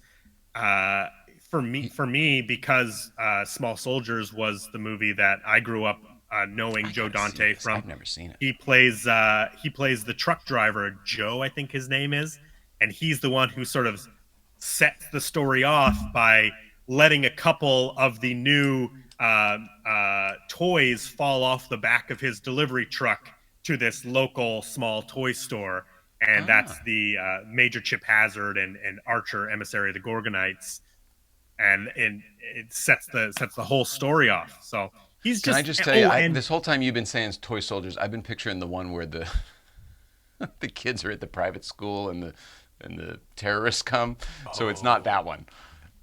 No, Small Soldiers with the action figures. Oh, Tommy Lee Jones. Small Soldiers. Wait, this one's called Small Soldiers. What the fuck am I thinking of? Okay, sorry. I'll have to look it up. All right, What's Small Soldiers about? God damn it. Small Soldiers. I don't know that. Look at that, though. You don't know Small Soldiers? Oh, no, I don't know that. Huh. But I do remember that cover. I am with Archer, their little emissary action of the figures. Gorgonites. Okay. All right. I'm Wait, adding Major Chip Hazard. Everything else is just a toy. And Dustin, you like that one too? Yeah. Yeah, this movie rules. Dustin's just silent. This movie is so much fun. If you have not seen Small Soldiers, I highly recommend it. Okay. Phil Hartman, David Cross, Jay Moore, Dennis Leary. Okay, this is so cool. I just learned this even through being a fan of all these years of Small Soldiers. The voice actors. So there's two types of toys. There's the Gorgonites, which are the good guys, and then there's Major Chip Hazard. They're the bad guys. The good guys are voiced by all three members of Spinal Tap: Christopher Guest, Michael McKean, and why am I blanking on Derek Smalls from Simpsons? Mr. Burns. What's his name? I can't think of it right now either, but I can certainly see his face. I can't believe I'm blanking. I literally just went and saw Spinal Tap 2. But they voice all the good guys in this movie. But yeah, seriously, I cannot recommend Small Soldiers enough. Is Toy Soldiers the one about the school and the terrorist? Is that why I'm confusing the two? Yeah, I think it must be. Small Soldiers, got it. Yeah. Cool. Not Toys with Robin Williams. You know, that's a weird movie, but I don't Dog mind it. Soldiers. Almost like Toy Shoulders. Where the heck are we? I don't know. Is Dustin's mic on, though? Because I feel bad that we haven't heard from him too much. My phone is dying because I didn't know I had to use my phone, so I didn't charge it. And this is my phone mic, and so when I plug my other microphone into it, it sounds way better. But No, it you also sound fine. drains my phone, so I've been You sound charging my fine. phone, plugging my mic in. Oh, How does this buddy, I'm sound? sorry. By the way, I mean- Sean Astin is in Toy Soldiers. Okay, there you go. So there's our little. There's link. our connection. There's our connection. Yeah. Okay, I know where we are now. They have their second dream. It's a connected dream where they all see the missing piece, that missing circular piece, which unlocks the ability to put oxygen in the bubble. It was a thing that I completely missed the first time watching the movie. It wasn't until I watched it again. That's what the missing piece is. So in the scene where they blow up Darren's dad's garage, Mm-hmm. and there's all that steam coming from the ground, Mm-hmm. that is the missing piece allows them to essentially program oxygen into the bubble. Never noticed, never heard Yeah. that, never knew that. Did you look that up or did you pick that up? No, I picked it up the second time I watched it because I watched it one day, the home video version, and then I think 2 days later I watched it again, the theatrical version, and that's when I got it. But they blow up the garage and then everything's on the canister of oxygen is on the side and it's leaking up and like, what is that? What is that? That's our air. Oh, turn it off. Turn it off. Like we're going to waste it. So I thought we still needed it. Oh, then maybe I misread it. Well, no, I don't. 'Cause Yeah, I thought the same thing. I thought that I thought that there was an explosion, but then their air was going off, and that was the air that they were going to use to fill up the inside of the bubble. Instead of using their mask, they had that little vent that was behind Wolfgang that was just putting up the oxygen, so they wouldn't have to use their mask. Well, and They were the trying to reason do it so they didn't have to wear those, right? yeah, well, and that's exactly why I thought like, okay, they figured out how to put oxygen in the bubble Right. because the first time they take flight, they all are wearing the oxygen masks, but then the second time they take flight, there's no oxygen masks. So Yeah, while because it's I'm in that not little container behind them. I think they filled up the bubble with it, and then when they opened up the bubble, the air released, and that's what blew it up. And then their air was still on, so they had to turn off the air. So then that way they could save the air that they had, so they can go into space. Oh, okay, that makes much more sense because Well, I was like, That was me and like as building shit when I was a kid, thinking about all this kind of stuff, right? Like, how can I put a plastic bag on my head and still breathe? Oh, here we go. Yeah, I'm 100% with you there, Dustin. But then it makes a hole, Brandon, for what you were saying of what was the last piece for. Then what did it unlock? Because they were already getting pulled up to the spaceship, huh? you know, and here's an example, a perfect example of like why this screenplay was clearly rushed along and not every single thing was thought out. Yeah. Because there is some weird information, and that scene of them in the garage is very confusing. And quick too. It's very short. Yeah, very short. And maybe they just wanted to blow up a garage. They just needed a little something to get us excited again. This like 45 minutes. I wonder. You 50 have minutes into the movie? the extended, like the Blu-ray type stuff. I wonder if there's like a deleted scene or a little Easter egg in there where it makes sense if it's in there, but they left it in there. And Your wife is correct. It's Harry Shearer. Harry Shearer, thank you, Renee. I could not think of his last name. Me neither. Oh my goodness, it's I'm embarrassed. Frankly, I'm embarrassed. I'm sorry, Harry. By the way, Shearer. I don't think he plays Mr. Burns. I think he plays Smithers, right? I don't know. I'm not. I wasn't allowed to watch Simpsons growing up, so Amazing. I'm learning new stuff about you every show. I love it. yeah. So I don't know Simpsons I'm pretty sure he very really well. isn't that right, Mr. Burns? I think that's it. Otherwise, it's Smithers is I think somebody Mr. Burns is Smithers talking, and then yeah. Okay, you get it. Yeah. Losing my head over. I it. do. I really know him from Spinal Tap. Obviously, he's also in Wayne's World 2. He's handsome Dave in Wayne's World 2, and he comes out and he's like all sweaty. They think the handsome guy is handsome Dave, but he's the screaming guy. And then Harry Shearer comes out in that like atrocious jumpsuit, and he's like all sweaty, and his hair's all curled. It's pretty funny. Oh, and yeah. And what? Which one were you gonna say? Oh, I was gonna say I love his bit. I love that he's like playing with all the tapes in Wayne's World 2, and he's going, yeah, and then Wayne is like, you're not even listening to me. I could say anything right now. Yeah, Great thing. He's done a lot of shit over the years. My God. Oh yeah. But he was in Mighty Wind too, wasn't he? That's what I think of. I believe they're in all those Christopher Guest. Is he? Yeah. As one of the singers again, I think. Oh yeah. Okay. Yeah. So they go for where are we here? I'm all over the place tonight. Oh yeah, really interesting. Ben writes a will. I Yeah. actually didn't catch that the first time. Oh yeah. It wasn't until Oh, you didn't when he hit it from his mom. See, I as just a didn't kid, I catch remembered it the being such a title. significant thing, of like he might not come back, and he knows it. Right. He knows it. You're right. That, Yeah. Like to me, it was significant. Yeah. My I mom did also worked pause in it. estates and trusts, so I knew what a will was at an early age. I see. I did pause it just to read his will. He's leaving Wolfgang all of his models, poster, video recordings, and video cassettes, and then some of the other Likely be items. gone with him. Yeah, I know. Even though Wolfgang, some of the other items are his rock collection and furniture. he put furniture on his will. It didn't say who he was giving it to. The only name you could read was Wolfgang. Did anybody here ever see Captain Ron?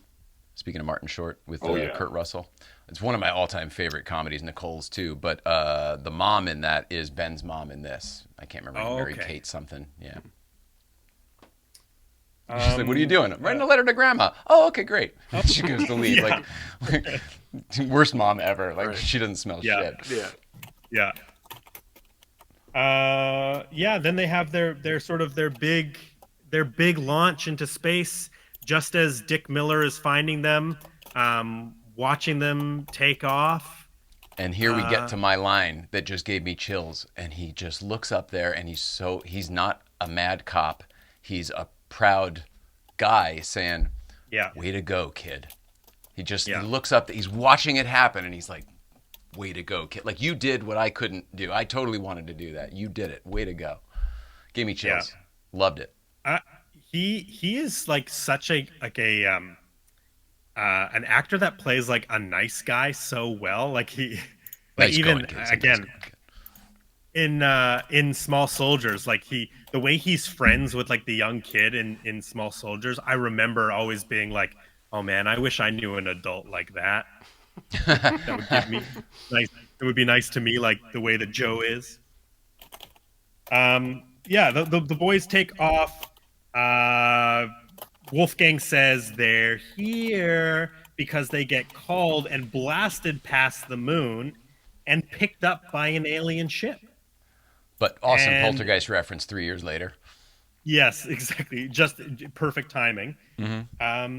They separate in this spaceship. So we get to space. I mean, the whole point of this movie is these boys want to get to space. And here we are in space. We've been beamed and we've been transported and picked up by this alien spaceship, and they immediately separate inside this spaceship. They get out of Thunder Road, and they're immediately lost. And the spaceship design is interesting, unlike anything I've seen before. Yeah, I liked it. It was matches their people.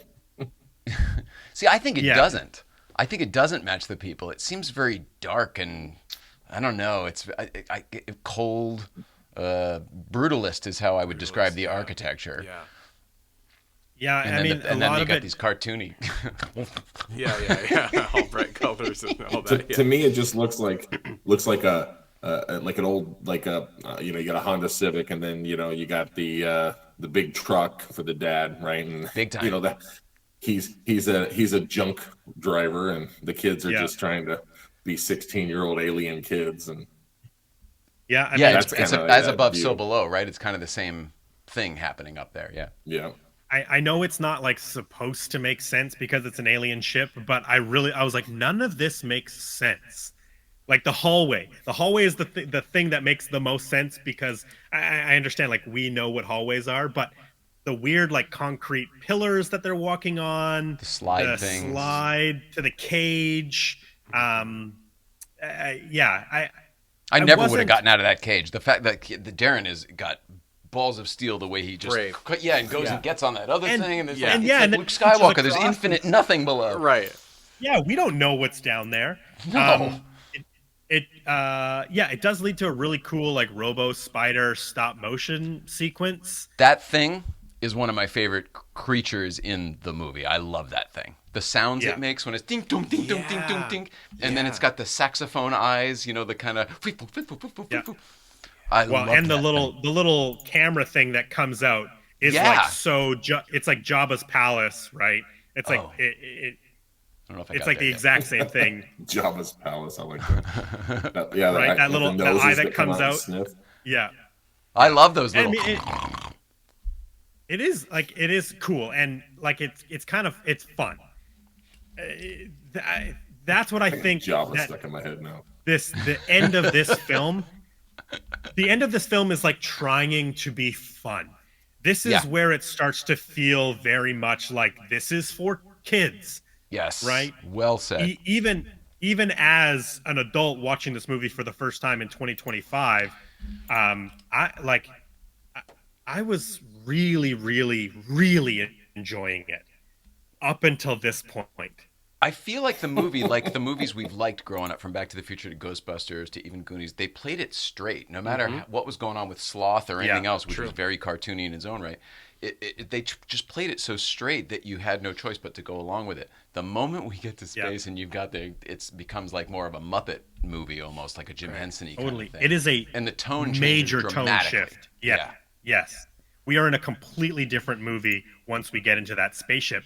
Yeah. And the hard part is that that's where you want it to go. You want these kids to get into space and have their experience.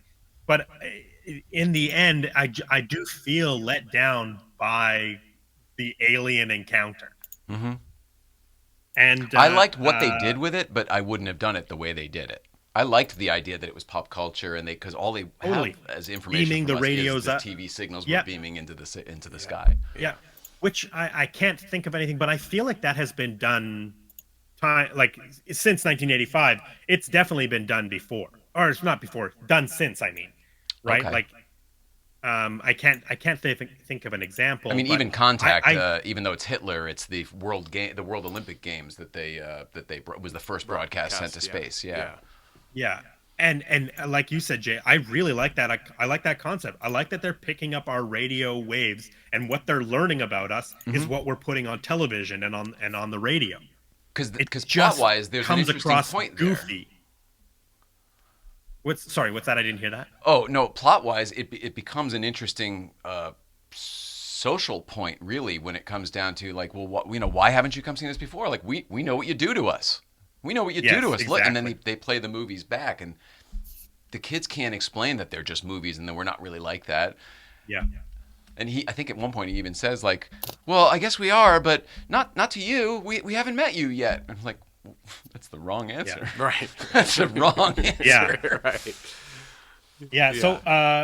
So as the boys kind of find each other, Darren has that weird bit on the chair where his brain gets beamed and he sees things from the movie. I did forget to talk about Jerry Goldsmith at the beginning of the thing. We can talk Me about too. it. He's pretty spectacular. The music is one of my favorite things. I used to play it on the piano all the time. I wrote it down. Jerry is in my notes. See, Jerry's in my notes. We just got talking about other things, and I didn't want to go back. But This show started off the rails. Who gives a shit? the score is incredible, and Jerry Goldsmith is an absolute legend. I mean, he scored Alien. He scored both the Goonies movies. Jay, all 3 Rambo movies was Jerry Goldsmith. And Star Trek motion picture. One that I love that he scored, Logan's Run. We put that on last night. I love that movie so much. That movie is so much fun. I love it. Logan's Run. The set design and the miniatures in that movie are spectacular. Yes. Oh man, that is like, to me, that's like the epitome of like science fiction. Mm-hmm. The commune, the costumes, everything.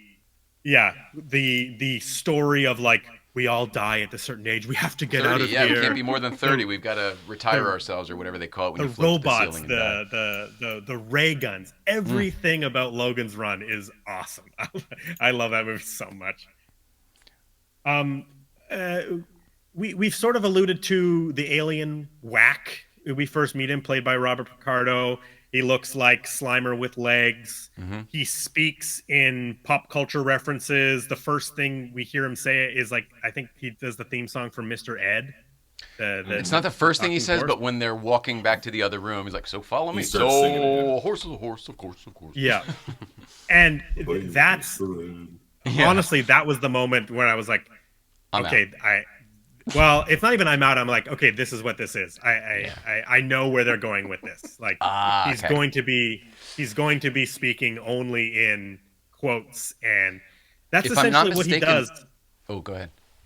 I was just gonna say, and that's essentially what he does for the next 20 minutes. If I'm not mistaken, the first thing we hear from him back to Looney Tunes is, "What's up, Doc?" Oh, you're totally right.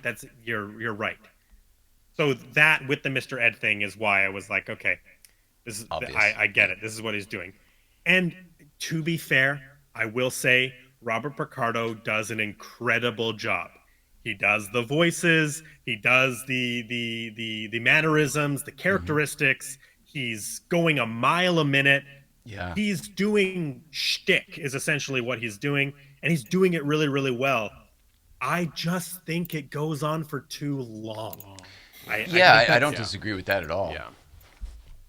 Because Do you think he was really in the suit, or was he just doing the voice? Yes, He was. He was in the 100%. suit. That's Robert Picardo in the suit because do you guys that's know his that? And mouth. it just does his mouth down here. Yeah. Yeah. And he So and, you could tell and from he, his teeth. Dude, No, I could and- tell by the way he was talking. and, I don't think you could have matched that up. No, I believe Yes, you. and- I believe you. and That's and, awesome. and he's talked about being in the costume and Okay. the foam rubber picking up all of the sweat. And That's what how I heavy can't it- imagine what it would have been like to be in that No. thing. Yes. Awful. Worst high school mascot outfit ever. Ever, yeah. I'm just surprised he did it, honestly. I mean, yeah. And he really does a good job with what he's supposed to do as an actor. Like he's really selling it. I just was disappointed only because I loved the tone of the first hour and 10 minutes of the movie. I was so in, and then the fact that that's where the movie goes to, and then there's a whole song. He sings that that little Richard All around the song. world, rock and Yes. roll is here to stay. That's right. And I understand that maybe when you're younger, all of that is like fun and exciting and funny, but I just don't think it. I just don't think it works. Really. Do you think that that's part of the studio element? Because it did seem like this movie's very serious, and while they're kids, this is not a kids movie so far.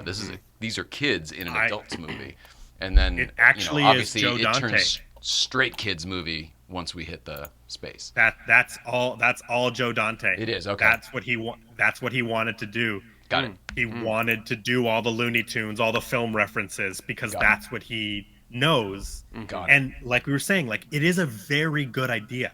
It's a cool concept.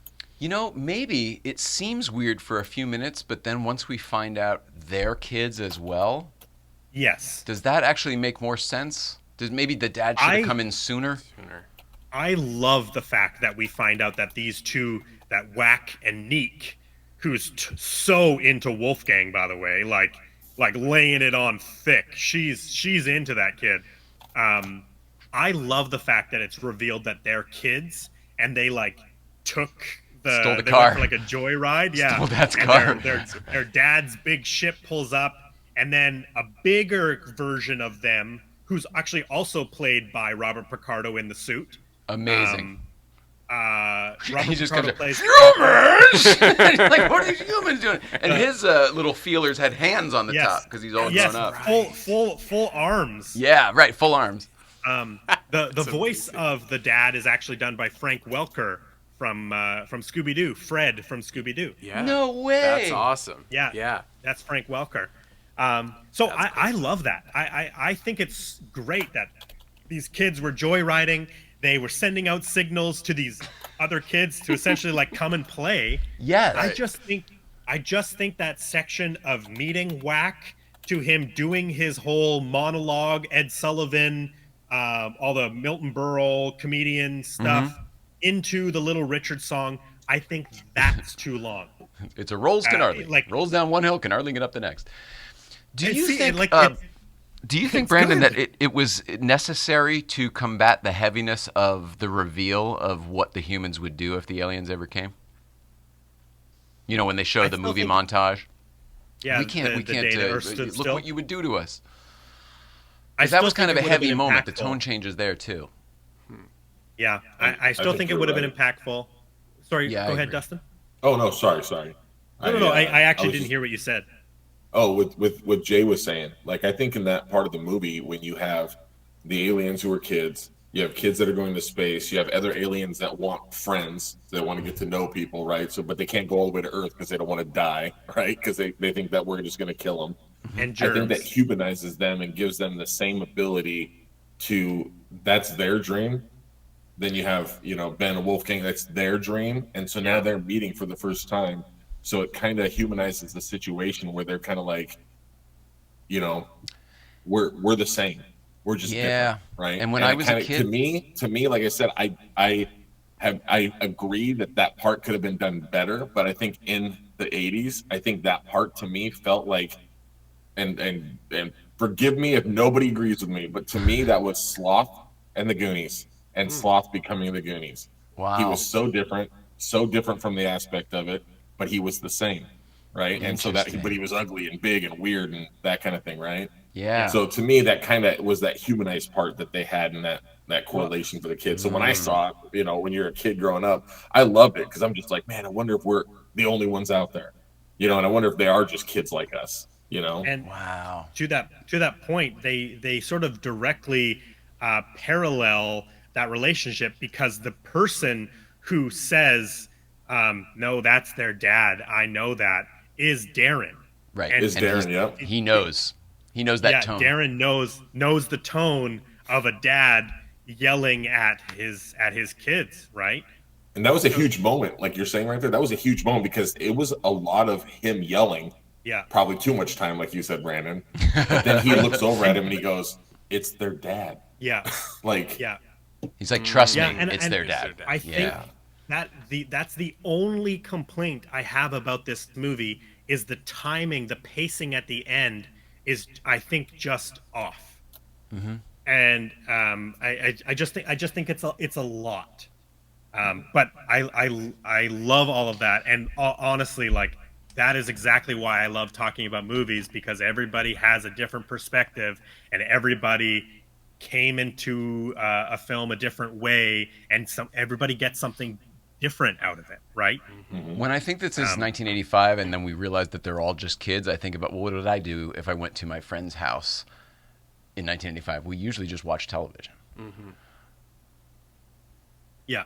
I broke. So in a weird way, it kind of sort of does make sense to me, but I agree with everybody here with I don't know if it was perfectly executed. Yeah. Yeah. Any other thoughts on Whack and Neek and Dad Alien? Well, I was gonna ask you, Brandon, is the non-theatrical cut different in that? Is that sequence different at all from what you saw, No. or that's pretty much Okay. No. The So it only sounds other like- difference comes later. It sounds like the director's cut is shorter because they've pulled scenes Yes, out of it is. Really? It's 3 minutes shorter, I believe. Wow. Home video cut is 106 minutes. Theatrical cut is 109 minutes. No kidding. Yeah. I'm gonna, I have it on Apple TV. I'm gonna see if there's special features because sometimes they'll have the other editions, The other versions. cut, because I yeah, wouldn't mind potentially. just seeing what the pacing is like, if it's any better, if it keeps moving. Yeah. It seems Yeah. like where they pulled It- stuff, I didn't think there was a problem. It's Yeah, like isn't where that I would funny? change stuff seems to be the same. I Yeah. agree. I agree. Like we were saying, the first cut of the Ethan Hawke and River Phoenix walking together. You're right, Gibbs. It feels very much like a studio. Like this is how films are made. So it's Establishing like shot. it's not taking anything away really, or it is adding stuff to the movie. But I do really like the pacing of the Joe Dante cut up until the alien stuff. Like it really plugs along. I wonder if it's worse, if it's more jarring when you get to the alien stuff because the other part has been truncated. Yeah, true. Maybe then you're like, be it. It's Yeah. like, oh, they really tightened this up over here. What the hell is Yeah. this? Yeah, cut 10 minutes out of this, man, like easy. So which cut did you prefer overall? Definitely the Dante cut. Really? And Okay. part of that is because I really, from the okay, granted, that was I chose to watch that one first. I chose Oh, okay. I see. to watch Dante's version because I had previously read that he was forced to put out the theatrical version through the editing process and the rushed timeline. So I wanted to see what his intended version was, knowing that I was going to watch the theatrical after. So I might be a bias on that being the first one that I saw. Plus, it's his vision. But I really liked the smash cut of the very first scene of Ben watching the movie to then just being it's like screen goes black and Ben gets punched in the face. Like Wow. I was So like, then, how do we establish Wolfgang? Because he doesn't have his pants ripped. called- We haven't. he calls him on the radio. We see Wolfgang. Oh, right. at Okay, night, you're right. 3 You're right. a.m. You're right. You're right. Yeah, yeah, yeah. It's when I think Mom comes in and turns off the TV. Yeah, TV he gets says my mom's He coming. pretends to be Yes. sleeping. Right. turns off the TV. Smash cut to Ben getting punched in the face. Gotcha, And for gotcha, me, gotcha. I was like, that is cool, unique, different editing for a 1985 movie. Okay. So Yeah. I was kind of like, oh, Joe Dante is subverting this Amblin, Steven Spielberg studio kids adventure movie, bringing in his sort of like his style, his pacing, and so I was all in. Okay. And like I've said many times, all of that went away at the end of this film. I was like, who made this? Who made the end of this movie? This can't be Joe Dante. I'm just so happy you and I have switched roles this episode. But Dustin, weren't you saying at the beginning that you disagree? You liked this portion of the film? The end. Yeah. I liked it because you can't, and this is something that I did with my daughter too. So my daughter, she graded this movie a 5, right? Oof. And I think I want to say the average rating is between a 6.7 and like 6.9 or something. Oh wait, I you're wanna say using it's, like, 10. right around there. You're using 10. Huh? That's 5 out of 10. Out of 10. Oh, I thought it Yeah, was out of 5 out 10. of 5. I'm like, what the? Yeah. Yeah. Okay. So when she rated this movie, when we watched it the other night, she rated the movie, and I was basing that off of everything she knows as a 15-year-old girl in 2025, born 2010. So then I gave her a different perspective, and I said, when we start doing some movie reviews as a little father-daughter, tag team, I said, you have to think about this for all the movies you know from the 1980s, and you got to forget everything that came after that. And I said, now, knowing that, the Goonies and the Star Wars and the Indiana Jones that we've watched, Back to the Futures, I said, knowing those movies, how would you rate this? And she said a 7.2. So to She her, moved it up. She moved it up. the idea was way better because the expectation wasn't there of cell phones, internet, Google, what do you know, what do you not know? So for me, I think about it even today, how I felt back then, and I think I didn't know anything. There was nothing else to go on. Do aliens look like that? Well, they either look like that or actual aliens and predators and those kind of people, right? Yep. That's all you do. So to me, this was the good version of the bad aliens and the bad ones that you saw, right? So for me, I was thinking, they're kids. They're just like us. That's their dad. Yep. They look weird to us, like they said, and we Yep. look weird to them. So I think that I view a lot of this stuff, as being a huge movie. I love movies, and I view it as a way of when I watched it for the first time. Yeah. You hold on to those VHS moments. I tell people all the time, I said, you have a VHS, see if you can watch it in VHS. Yep. And I said, and then when you buy it, make sure that you open it up and double check and make sure it's actually the VHS. Yeah. Right? You know what I'm saying? Yeah, right. Because I've done that a couple times. Me But too. it's a different spectrum. It's a different view when you view it as a kid or when you're Yeah. younger, or Brandon when you were like 10 years before you were born. Yeah, exactly. 7. 7 years. Dustin, how old is your daughter? She's 15. Okay, so she's slightly above the potential target audience, or right at the top end of that. So that's an interesting perspective you have in Yeah. watching these movies, is getting her take on it. Whereas like me and And you I- are more and I- just like and coming it's- from like, how did they like kind of the behind the scenes of it. Brandon obviously has a huge eye for all the like subtext and everything, but you actually have a younger person there. So that's kind of cool. right? I'm sure And you're you like got to me have where that you're- balance sometimes too, right? Look at Jay. Jay comes from, like Jay's the behind the scenes guru, like of when it comes to TV and things like that, right? So he has a different perspective coming That's from what I was that. going to say. We've got Yeah. that. Like, it's impossible for me to watch a movie and not Yes. pick apart the production. Of I'm sure course. it's the same for you. And then you see like a shot with a bunch of extras, and you're like, God, so they had to close down those two. Right, stands. exactly. And You the look at second what- AD must have right. been queuing, and my wife is just like, don't talk anymore. Like, I can't listen to Exactly. you break down how, they had porta potties and catering and all That's that. it. I look at a scene like that and I go dollar signs, and I'm thinking about what that would Yes. cost and how many people I'd have to hire to get that done or whatever. I Yeah. turn to my wife all the time and go, this was an expensive scene. And she's like, be quiet. I don't care. Which is true. Who would? Amazing. We got to watch movies together because that's do, exactly we the same. do. That's so funny. Yeah. But you're right. Much like the characters in the movie, we all kind of bring a different little skill set to it. Yeah, have a different Oh. perspective. That's beautiful. How poetic, Jay. Right. Let's just finish up this plot real quick. Neek gives Ben a little amulet, a necklace that's made of dreams. Darren, dreams are made of. Little Humphrey Darren Bogart. gives Whack. Does he give Whack? Yeah, he gives Whack his Walkman. And he puts it on no ears because his ears are below. Yes, I know. So Yeah, he just puts them on his head. and then cool. Ben gives Whack the Lori photo. Yeah. And then he's like, "Oh, geez." Well, when they pulled it, it said, right? Yeah. They did that little thing earlier. Yeah, it's all shtick. Every So second. apparently we don't look that weird to them. Yeah, exactly. Well, I mean, and Neek is so into Wolfgang, as we mentioned. Like, Yeah, right. She even says to Wolfgang when the dad is yelling, she's like, "No, he doesn't understand about us," or something like that, like insinuating Yeah. that there's already an us. That there's a connection. exactly. Yeah. Exactly. It must have been the sucker on his hand where she was like, Yeah, I do just had like sex. her design. I will say I like her design with the hair, the pink hair coming over, and she's got like all the makeup on.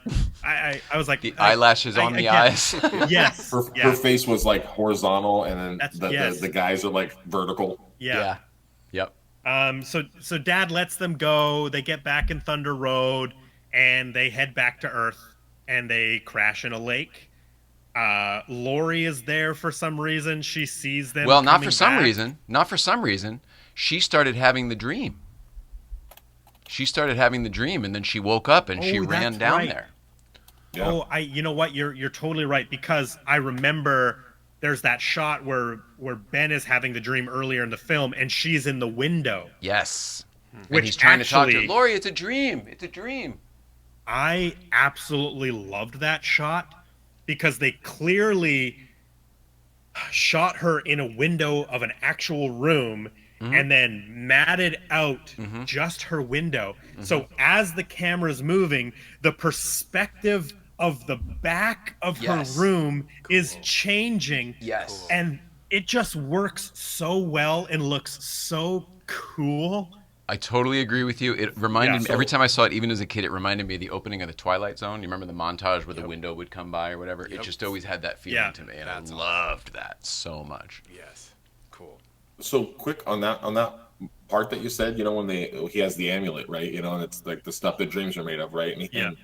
And he was the one that Ben's the one that got the dream first, right? Yeah. So my perspective on that is they gave it to him, right? He's the connector, back to them, but that's the reason why Wolfgang is and Darren, why they're connected, and then she becomes connected, and then you have the police officer, he sees him in the ravine, and then he has his dream, things like that. Yeah. So I think it's just this whole connection that they have Yes. through Ben to them. Yes. Yeah. That's Yes, like yes, that yes. Oh my God. kid-like mentality. I just realized, you know what they were missing at the end of the movie, because they all fly together in the dream. They needed Dick Miller cop. in there. Yes, Yes. agreed. Yeah, they needed him. Have him just come out of nowhere. Yes. Oh my God, that would have been the best. He's holding hands with Wolfgang and Darren. Woo! That's the third cut, Brandon's cut. I have a right, feeling, right. they set it up for a sequel, even though there was never one. I have a feeling like that Yeah. would have probably worked in somehow. The Dick Miller character would have come back if they ever did more of it. Yeah. Because they even say and then they started calling again, and and then the dream sequence, obviously. So I think he there holds is a the amulet at school. First, well, I guess you'll do the plot. You'll do the plot. Yeah, so Brandon has that leads me to directly what I was going to talk about is they're back in school. Ben has the amulet. He gets the note from Lori that says, "How was your trip?" Yep. Did you have a nice trip? And yeah, have a nice trip? Question mark. And then the amulet glows. Now, in your version, there is a scene that doesn't exist because there is a very cool sequence where all of a sudden What he said can't be possible. Ben is in the classroom alone, and it's sort of hazy and dreamlike, and then he turns around, and the Thunder Road ship is in the classroom. I remember that. Is that in the version that you watched? It might not have been in the one I saw today, but I do remember that. Is that in the home video version? Because I That's in the absolutely home know what video you're talking version. about. And I don't know if Yes, the amulet that's not glows. in the theatrical cut. Do you think it glows, or he's just kind of holding it and then he reflects it and the light catches it, and then that's what we see? There's a flare. Okay. I was gonna say it glows because you see it on his face, but to your point, yeah, maybe it is. Well, it could be either one. It is a reflection. I just assumed it glowed because it's That's what I alien assumed. shit. Glow. Okay. Glow. Yeah.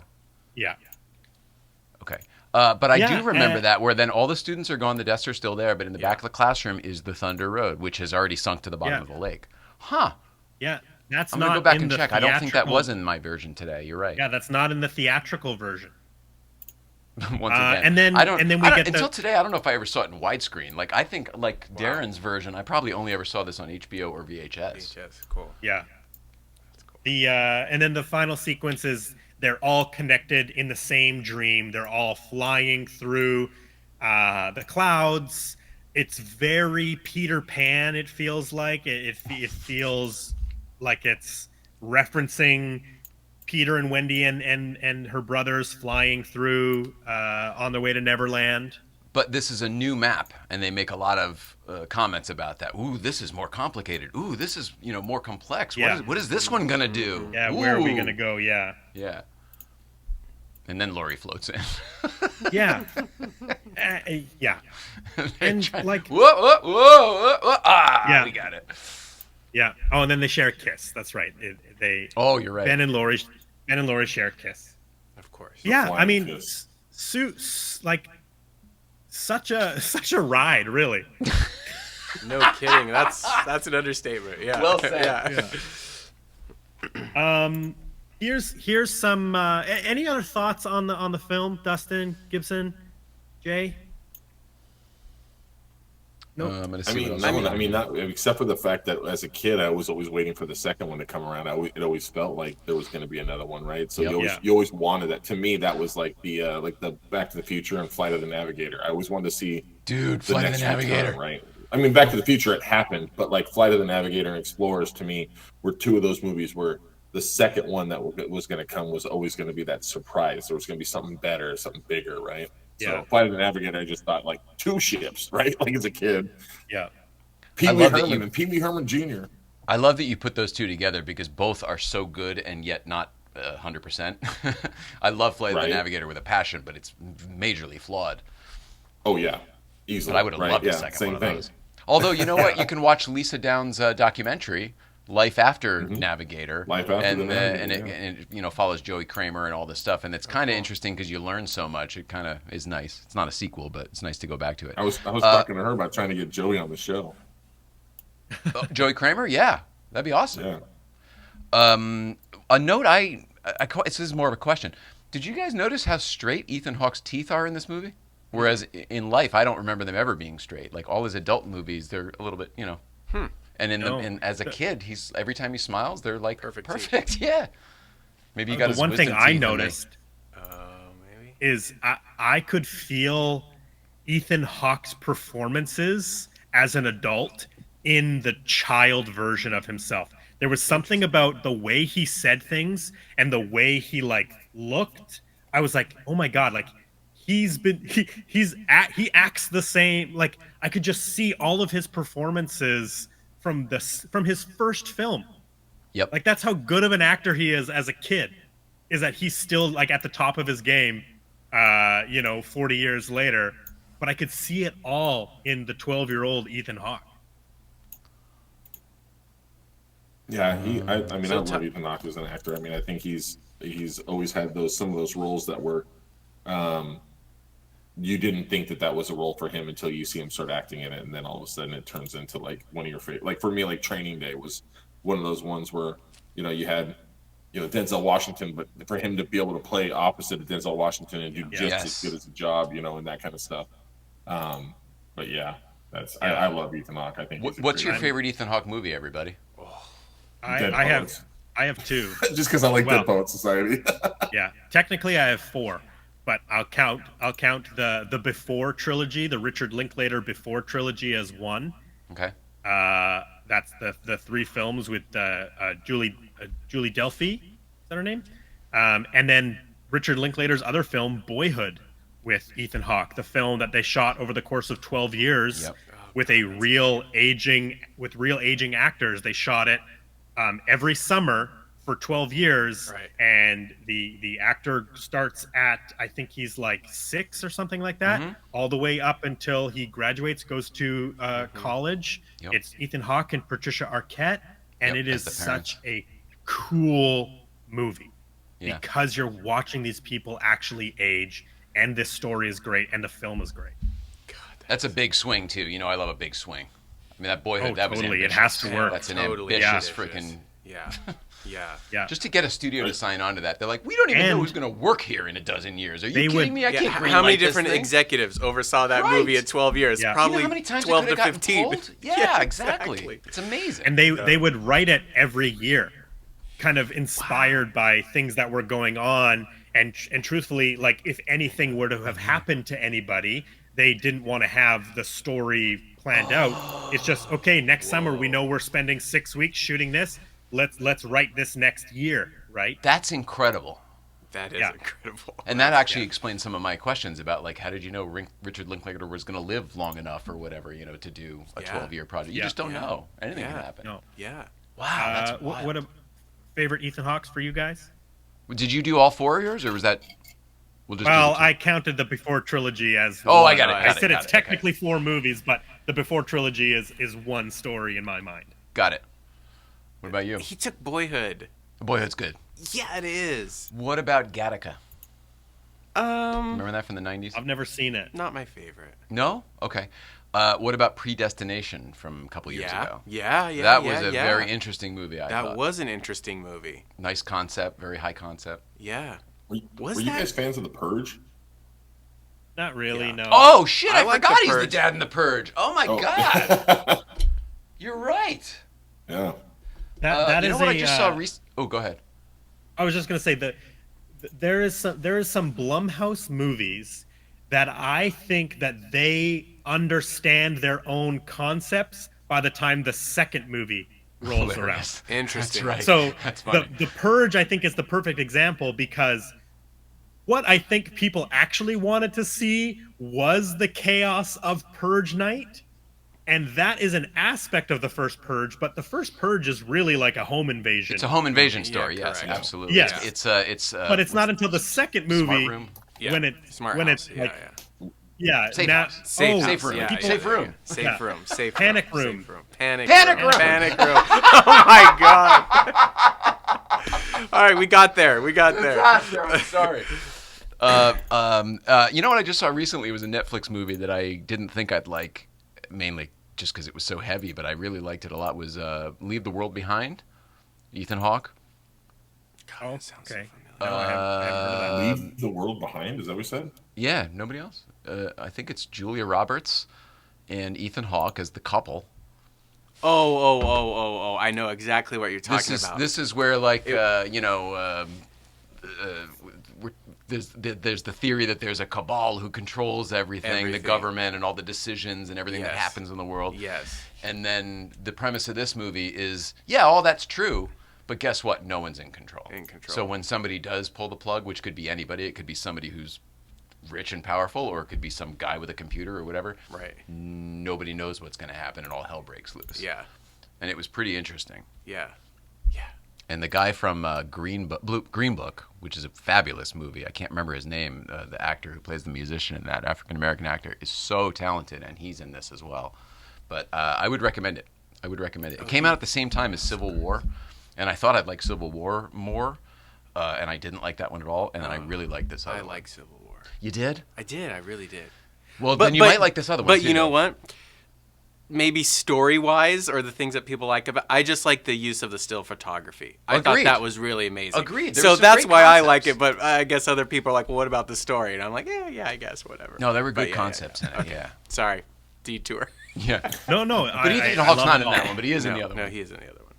I did forget that Ethan. I totally forgot about this movie because it was just, you got to think it's only going to be when he's like late teens, I guess, would be White Fang. Oh, I forgot about White Fang. God, he's Right, had a that good was, that was, career. I just saw that on the thing when I looked. That's 1991, and so that's 6 years. So he's 19 there. I love that because everybody wanted a wolf after that movie. Everybody thought they could get a wolf and tame it after that movie, right?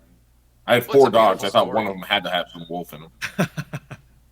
It's a beautiful story. Real quick, I'm gonna hit you with some release information. So obviously, Explorers comes out July 12th, 1985, week after Back to the Future, as we talked about, the day before Live Aid, so nobody went to the theaters. It opened number 6 at the box office. Wee. I had it up here. Just where is it here? Had them here. So number 1, Back to the Future. Number 2, Mad Max, Beyond Thunderdome. Number 3, Cocoon. Number 4, Rambo, First Blood Part 2. Number 5, Pale Rider, the Clint Eastwood. And then number 6, Explorers. Wow, what a weekend! But what about the second weekend? How did it drop to 12th? I just Because had if it it was up. only What in about there the 13th 2 weekend, weeks. Brandon? What about the 13th weekend? It only was in theaters for 2 weeks, Dustin. What? So You it must have dropped to missed that number part. 9. Yeah. That's unbelievable dropped- to me. It dropped to number 9 its second week. Still all the same. Silverado. It just popped got up it just there. Silverado, got one of lost my in the favorite sauce. It movies. just got Well, that's there. it. had to It went to Saint 9, Elmo's but as Fire. Brandon and I figured out another episode, like it was all Back to the Future and Rambo. That's all anybody was watching. Yeah. So I think a lot of 80s movies were set up for sequels. I think every single one. Probably. And then the studio was like, well, we'll just see how it does. Mm-hmm. And this one was certainly set up for a sequel. And the only major reason I can see it didn't get it was because it just completely got covered Swept up under at the the carpet. at the box So office. Yeah. $25 million budget made $9.8 million in the theater. So I will say this. I can't certified believe that bomb. was a $25 million movie. Yeah, yeah. especially back then. Yeah. $6 million of that was to ILM alone. Do you remember what Back to the Future's budget was? I don't. Okay. I don't either. I'm I thought sure- it was I'm sure we 17 can or look it up. 18. Might have been more. I'm too curious now. I'm pretty sure that the sequels were 35 each. 35 for 2, 35 for 3. Brandon, you don't strike me as a curious person. And he did the eyebrow raise too. 19 million. That's perfect. Yeah. Hilarious. Back to the Future was $19 million. 19. Okay. Wow. Yeah. So this Yeah. was more than Back to the Future by a significant chunk. Wow. Oh, that is Yeah. depressing. That's sad. But like you were saying, that the expectations are that it should be like the 80s movies. They should be a sequel to it. They're setting it up, Yeah. whether you do it or you don't do it, right? But Yeah. I mean, to me, I always thought that Big Trouble in Little China deserved a good, quicker turnaround, maybe a 4 or 5 year later sequel. Yeah, Instead Bigger of never. Trouble in Little China. Yeah. Did you guys hear that The Rock tried to bring that back? No, No. I didn't. Kurt Russell, on interview, he goes, Did you hear that Dwayne Johnson was thinking about playing Jack Burton and bringing back, Big Trouble in Little China? And in the interview, he looks and he goes like this. He goes, "Good luck." That's all he said. Like, if you think about it, that's true. I mean, who's going to play Jack Burton? Anybody else besides Jack Burton? No, you better make that Yeah. movie about 30 years in the future. Right. Yeah. And you guys know the Ghostbusters Firehouse is in that one too, right? Is it really? Yeah. The LA actual interior Ghostbusters Firehouse is in that Big Trouble in Yeah. Little China. Same with The Mask. Yeah. Jim Carrey's The Mask. Yeah. Yes. Not the mask we're going to watch on this show. Yeah, not Mask, but we're talking Oh, about Mask. The You're Mask. right. No, the. All right, and our favorite boys, Siskel and Ebert. This is what they had to say about Explorers. Ebert said that the aliens are disappointing and it's anticlimactic.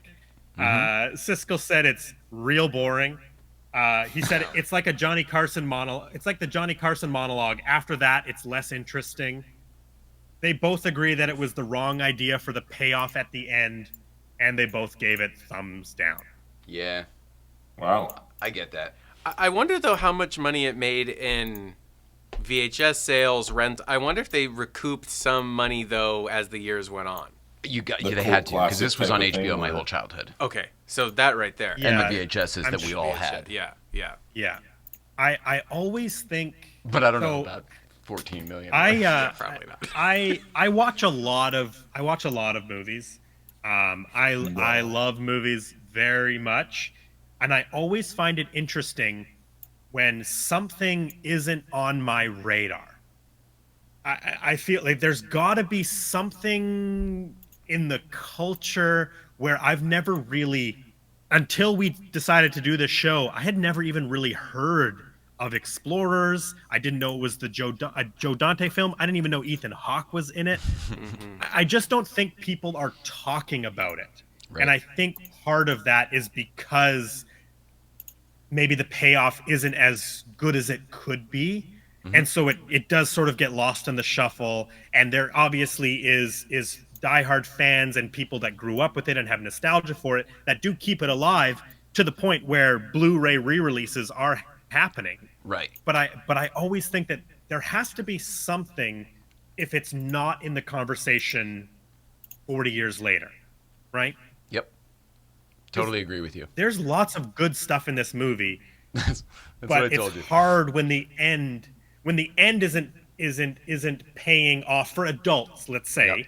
For Siskel and Ebert, the fact that the end isn't paying off, they're walking out of the theater and they're kind of dismissing the front 2/3 of this movie. Right? Yep. Yeah. Yeah. Yeah. That being said, one of the things I like to do on this show, Dustin and Gibson, is do you guys know about the app Letterboxd? Have you heard of it? Yes. Question Okay, mark? so Letterboxd is it's a social media light app. You can follow me on Letterboxd, Brandon Mindell. And what it is it's you log the movies that you've watched. You give them a star rating out of 5. You can give them a heart if you like them, and you can write your own reviews. I absolutely love it because people write hilarious, snarky reviews that are so pointed at each individual movie. I love it. So Yeah. I like to go through Letterboxd and I like to pull some reviews for Cool. the movies that we're Great. They're that we're usually pretty talking funny. about. He picks So funny That's ones. Yeah. awesome. these are some of the reviews from Letterboxd. So Denzel says, River Phoenix, as the geeky scientific kid, Joe Dante, you crazy son of a bitch. 3 stars. Tyler says, when I was a kid, I would daydream of having a friend group exactly like this. That one was sweet. I like that one. Dredger says, decent movie that lost its fucking mind about a quarter or 3/4 of the way in. 2.5 stars. Well said. L says, I'd give it 4 stars if the alien part wasn't like that. Anyway, Small Scientist River is adorable. Yeah. 3 stars. Tailsin82 says, definitely the weirdest of the 80s kids movies about space, but I love it. 4.5 stars. Wow. Let's talk about that one really quick. Whoever it was kind of said about the kids going to space from the 80s. Flight of the Navigator, Explorers, Space Camp. Space Camp. Okay. Also 85, I think. Yeah. Maybe So it's I'm just trying. I was in my head trying to think. There's only got to be like maybe 2 or 3, them, right? yeah. Like, Why were we jettisoning children into the space in the 80s? Ironically, Space Camp is not 1985. I think it's Okay. 84. But one of the young actors in Space Camp is, at the time, credited as Leaf Phoenix, which is Right. River Phoenix's younger brother, who we Joaquin, know right. today as Joaquin Phoenix. I think it's 86, but I that's know we're right. in the pocket. Yeah, it might be. I know it's right. It's right before or right after. You're right. It might be 86. The last one I have here is from Joshua. It says, It's fun to think of Joe Dante as the Mr. Hyde to Spielberg's Dr. Jekyll. Dante is weird Spielberg, 4 stars. Yeah, that might be true. He is weird I Spielberg. really like that. That's I not, had never that's really not a thought bad of it that review. way. I No. mean, if that's how you're Yeah. labeled, I'd be like, great. This I'll will take be a it. good career. Yeah. And we Spielberg didn't light. even really talk about this poster is so cool.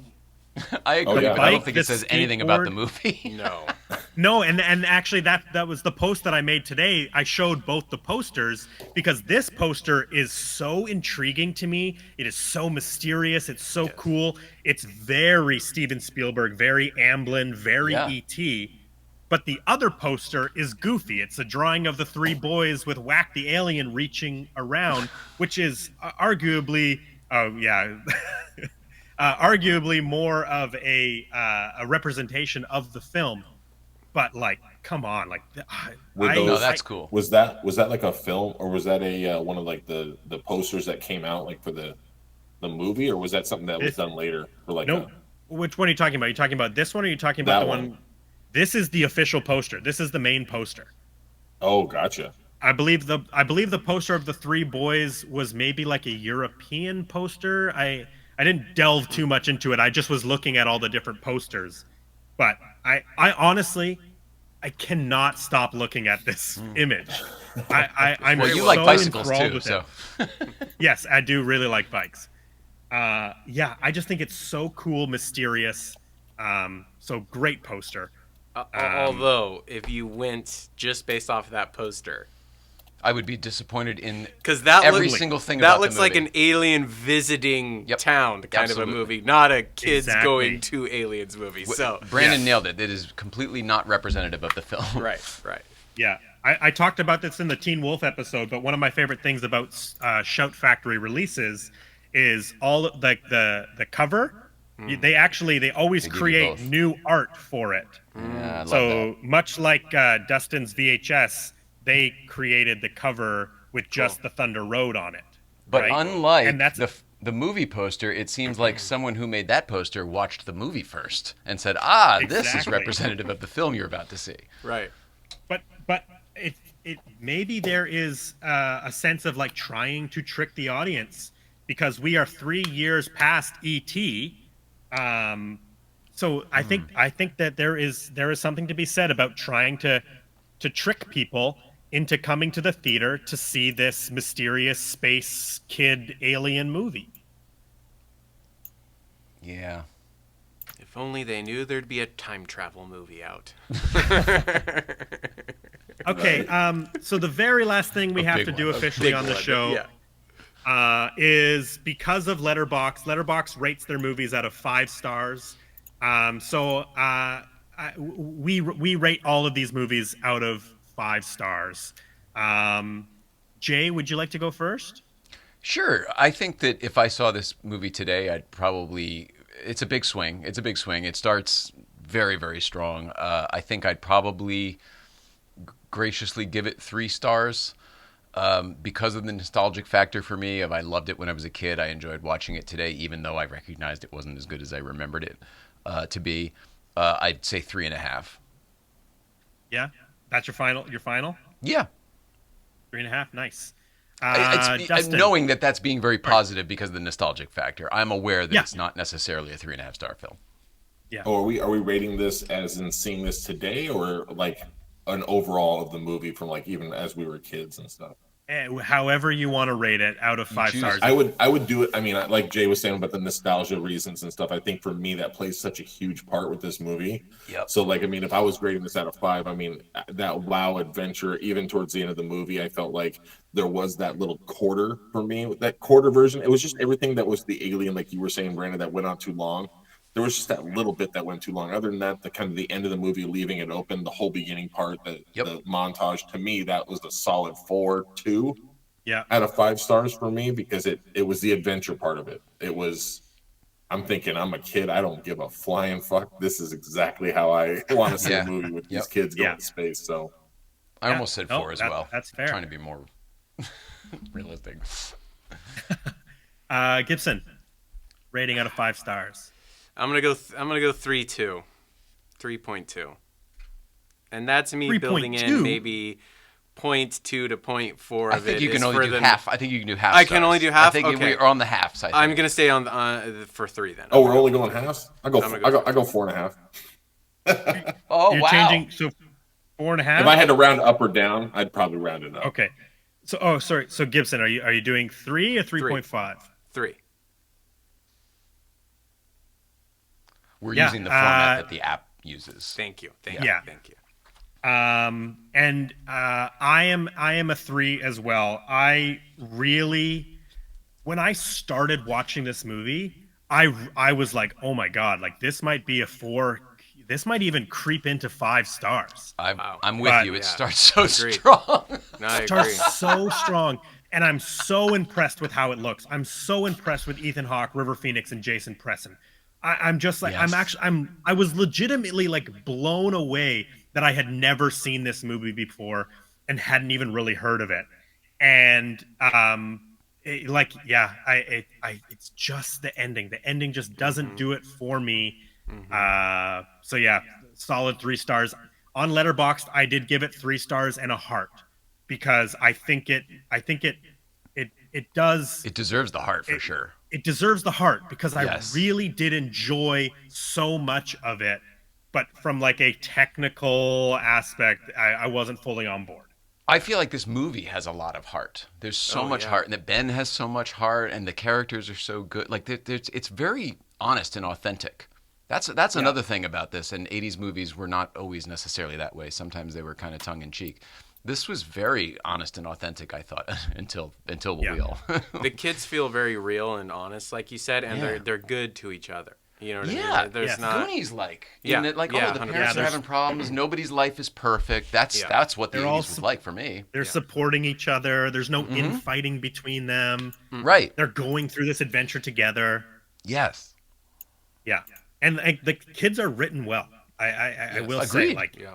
Big agree. for being a genius and like a sci-fi nerd, like not once did I feel like there was a sort of like inaccuracies or misrepresentation. Like I was saying at the top of the show, I feel very akin to Ben, and I do think that sometimes a nerd can be written to a way that I'm like, I'm up against it. Like, I'm like, okay, that's not actually that's not how fans actually talk about stuff, or, and like, that's not a real fan, right? But Eric Luke clearly is a real fan of science fiction, and he put all of that in his screenplay. Yeah. I would love to know what his intentions were for the through line, like how the flow went. Because if that was all Joe Dante, a lot of that stuff, like. Right. Well, when I say Joe Dante, I mean the two of them together, like, because they were coming up with those ideas on the fly. Because from the get-go, Joe Dante wasn't sold on the 3rd act of the script, and this is what they came up with. Oh. Well, I still would Because- wonder what the writer would have done without the director's Yeah, Looney because I Tunes was saying, input. yeah, when Joe Dante got the script, I was saying at the beginning of the show, the end was the boys playing baseball on Mars and Oh, saving Earth. you did say that. Sorry, so much. Yes, This is a and long Joe Dante episode, by the way. wasn't into that. Gotcha. Does anybody our have longest one any yet, by other the way. thoughts Jesus Christ. on Explorers? Yeah, I was gonna say if they did a sequel film, I would have wanted to see way more of Ludwig's house and world and his dad and all that. Yeah. That's what I would have. I mean, other things could have happened, but I feel like that was a very small slice of the first movie, and like to see that dad and mom character and just the dynamic of the house. If they did a sequel, it would have been cool to be there a little bit more. Yeah. Yeah, I agree. Yeah, and we never really talked. Like, it's very sad that we lost River Phoenix so young. Yeah. Of a drug overdose. Because Oh, that's he would 2 have in this been, movie. 2 deaths from drug yeah. overdose doses. Because I think very similar to his brother Joaquin Phoenix, I think River Phoenix would have been one of our great, interesting actors today. I agree. I think he probably would have been a Robert Redford 100%. type. I would have. 100%. Yeah. Yeah. So, like to me, Mr. to me, Credibility. River Phoenix would have been like a I guess like would to me would have been like a Brad Pitt meets a Harrison Ford kind of character. I think Yeah. he could have gone both ways with that, right? Like I think he would have Yeah. been solid roles, could have played those Yeah. easy parts just as well as those hard parts. You're saying that Ironically, because he played Harrison Ford. I was going to say And you got to see that though, because for me, River Phoenix was going to take over as Indiana Jones. He was going to We be all the thought whole that, right? next set. Yeah. But more than Indiana Jones, he also played Harrison Ford's son in The Mosquito Coast, which is why he got Last Crusade. Oh wow! Unbelievable. River Phoenix. Yeah. I've been meaning to rewatch that because I tried the TV show recently and it was not so great. But is the movie still good? Should I watch it? The Mosquito Coast? I've never seen it. I just know that. Oh, fact. okay. All right, I'll look it up. Yeah. Well, I guess let's talk about what we're gonna do next week, Jay, and then we'll hit the plugs and we'll get the hell out of here. Well, what month is it next month? Well, next month is October, spooky season. Best time of the year. So Do you want me to? You tell me when you want me to fake pop in the tape. Yeah, we'll just play. We'll play it at the end of this, I guess. So next month we're going to be doing all horror movies. Next week we are going to be covering Reanimator. Mm-hmm. Yes. And one of my favorite gory, weird horror movies. And we have a guest lined up that I'm very, very excited for. He is a fan's fan. He is one of the coolest, like, filming locations, horror history. Sean Clark. People may know him on Instagram or YouTube as Malfunction. Does Malfunction. Yeah. He does Horror's Hallowed Ground, the series. The guy collects film props and from horror movies. He lives and breathes every horror. film prop from every horror movie. It's insane. When he told me how much stuff he has from Texas Chainsaw Massacre, it blew my mind. All the hero stuff. Cool. He is going to. I think he's going to teach us some stuff about Reanimator, and I'm really, really looking forward to it. But like I said, next month is all spooky movies. It's horror month on A Blockbuster Year. So let's pop in the spooky tape, Jay. It'll look like this next month.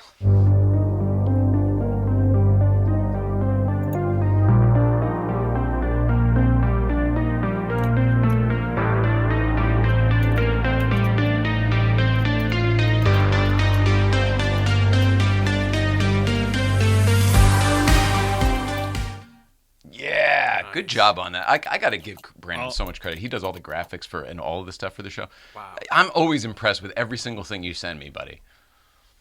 Oh, thank you very much. It was just an idea because we play our intro at the beginning of the show, and I was like, oh, we're going to do all horror next month. Oh, I got to make a horror intro. So I just threw that together. I'm Mr. Production Value over here, though. So, like, whenever you throw I'm not doing any graphics. So when he throws me something like that, it really makes the whole thing kind of tie together. Thank you very much. I appreciate that. I appreciate you, buddy. Dustin, where can people find you online? Oh my goodness gracious! You can follow me at Dustin Mario Johnson on Facebook. I have a fan cast. That's fan-cast Facebook page as well, and on YouTube is fan-cast-DMJ. And we're a podcast that we have 4 shows per week. Monday nights we do a warrior health podcast. So I usually run that, and I do that for good mental health awareness, help people out, a good platform for people to talk, speak, and have a safe place. Tuesday night is, as Bayman would say, official Goonies podcast night. So we've been doing Meet the Goonies. We've been doing recaps of Rose City. We do recaps of the 40th, talk about the 41st. We have all kinds of stuff. It seems Goonies is never going to end when it comes to that stuff. Right. Daryl and myself, Daryl Boggs, Throwback Thursday nights. Tomorrow night, we do all kinds of stuff from movie trivias to music, pop culture, anything 80s, 90s type stuff. And then No Fucking Filter Friday nights where anything goes. And last week, Daryl and I sitting with no shirts and 3 other women. So just to give you an idea of that. But Whoa. Yeah. Oh, I know. Daryl came in buck naked, and I felt like I had to at least take my shirt off in that podcast just to at least help him out a little bit. But yeah, it's just one of those random things where I had yeah, right, exactly. That was all Daryl on that one. You're gonna have to give him some shit on that one, Jay. But no, it was fun. It's people getting real. We get in conversations where people are crying because they're talking about their past and having some drinks and hanging out, and then there's other people that chime in and they tell us their stories. So when I say no fucking filter, it's more so not like we're swearing a bunch. It's more so like we're expressing our emotions, our feelings. We're being real with each other. Nobody's trying to hide anything, and so it's just a good platform for that. So, and don't ask me why I'm doing 4 shows, 2.5 jobs, single dad, and I have an Etsy. I don't even know what's going on half the time. So yeah. So feel free to come on in and see the shenanigans, if you will. I've been on your show, man. Awesome. It's a blast. It's really, really fun. It was. Oh, dude, that was such a good energy. Show. Jay, you and me getting real for a straight hour. I mean, it was longer than an hour, but for an hour of that was the realest talk to sit there with somebody and have people. I mean, the chat was going crazy. People were just responding. Let's do it again. I had a blast. I have a blast every time I'm on your show. I love it. Mm-hmm. Well, I'd love if all of you guys. It'd be fun to come on, have Daryl and myself. We'll do a platform of 6, and we'll get crazy with some movie talk. We'll go down the production side of it. We'll go down the. I kind of like doing those Brandon's reviews. I think that's friggin' awesome. I mean, the funny factor in some of those people and what they can come up with, I think is pretty hilarious. That's a great move. Yeah, to find Letterboxd. Check it out. It's so much fun. I love it. We can talk movies, but I like crying with you.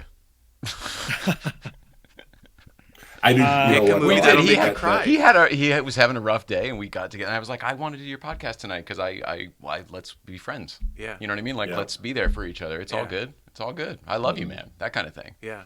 And it was very enjoyable. It was very well received by a lot of people. A lot of people literally reached out to me, and after Jay and I were done with that podcast, I had 68 different people Facebook message me. And it took me 2.5 hours to get through everybody to respond, to read the stories, people actually not wanting to chime in on the podcast, but just to reach out to me. And it was crazy. By the next morning, I think I had 130 something messages from people that were watching it the next day, people from the UK that were, different time zones.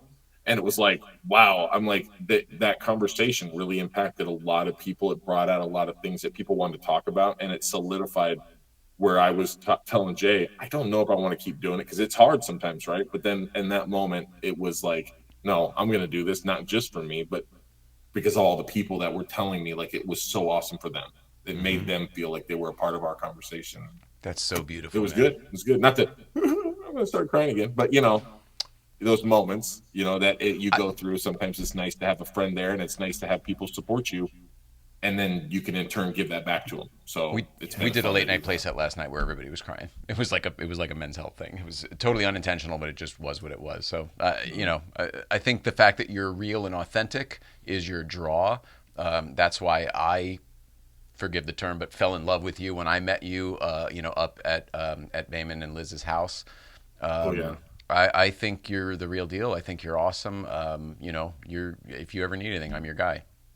Dude, I appreciate that very much. Dude, and what you're doing is important because amazing to get a chance to meet you too when we were up there at the house and stuff like that. It was a rarity for me. I was up there by myself. I was kind of like, there was nobody around. I was kind of like listening to your guys' conversations because Justin was up there and stuff too, and it was like, I was like laughing and then kind of watching and stuff. And then Jay just walks up and it was like an introduction. Here's everybody here and like, how you doing? And like, what's going on? It was just very inclusive, and in that moment I felt like I was kind of like just the big goofy dude standing by the gate, you know what I'm saying? Which I was still the big goofy dude standing by the gate, but I mean, do you remember that holding tent where they would play the movie? And so that's where we met him. He's just kind of in the corner of the thing, and they, you guys all kind of knew us, so you're moving us all around, and he's like, what the, who the hell are these guys? And the whole thing.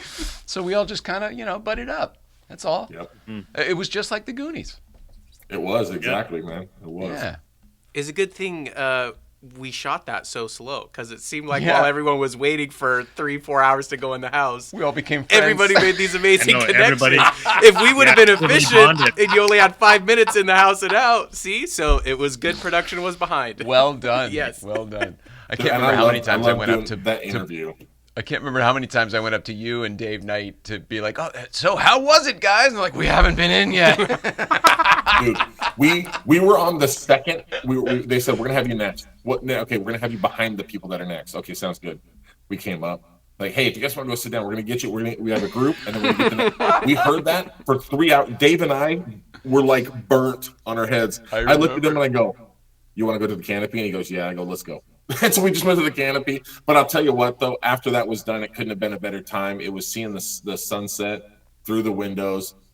Get an opportunity to go. It was with Richard Gates and Richard Bates and Dave and Troy with the Mama Fratelli Jeep. It was awesome. Cool. That was your group. Then nice. do my interview in the back with you guys, right? Like in front of everybody, and to be so nervous in that moment, and then get done and have Richard and production people there. You guys it was just like, hey, that was amazing. That was a great job. And I'm over here like, okay. Awesome. What do I do next? You're done. Have a nice night. Yeah, right. Here we go. That was fun. It was a great weekend. Lots of memories. It was. Yes.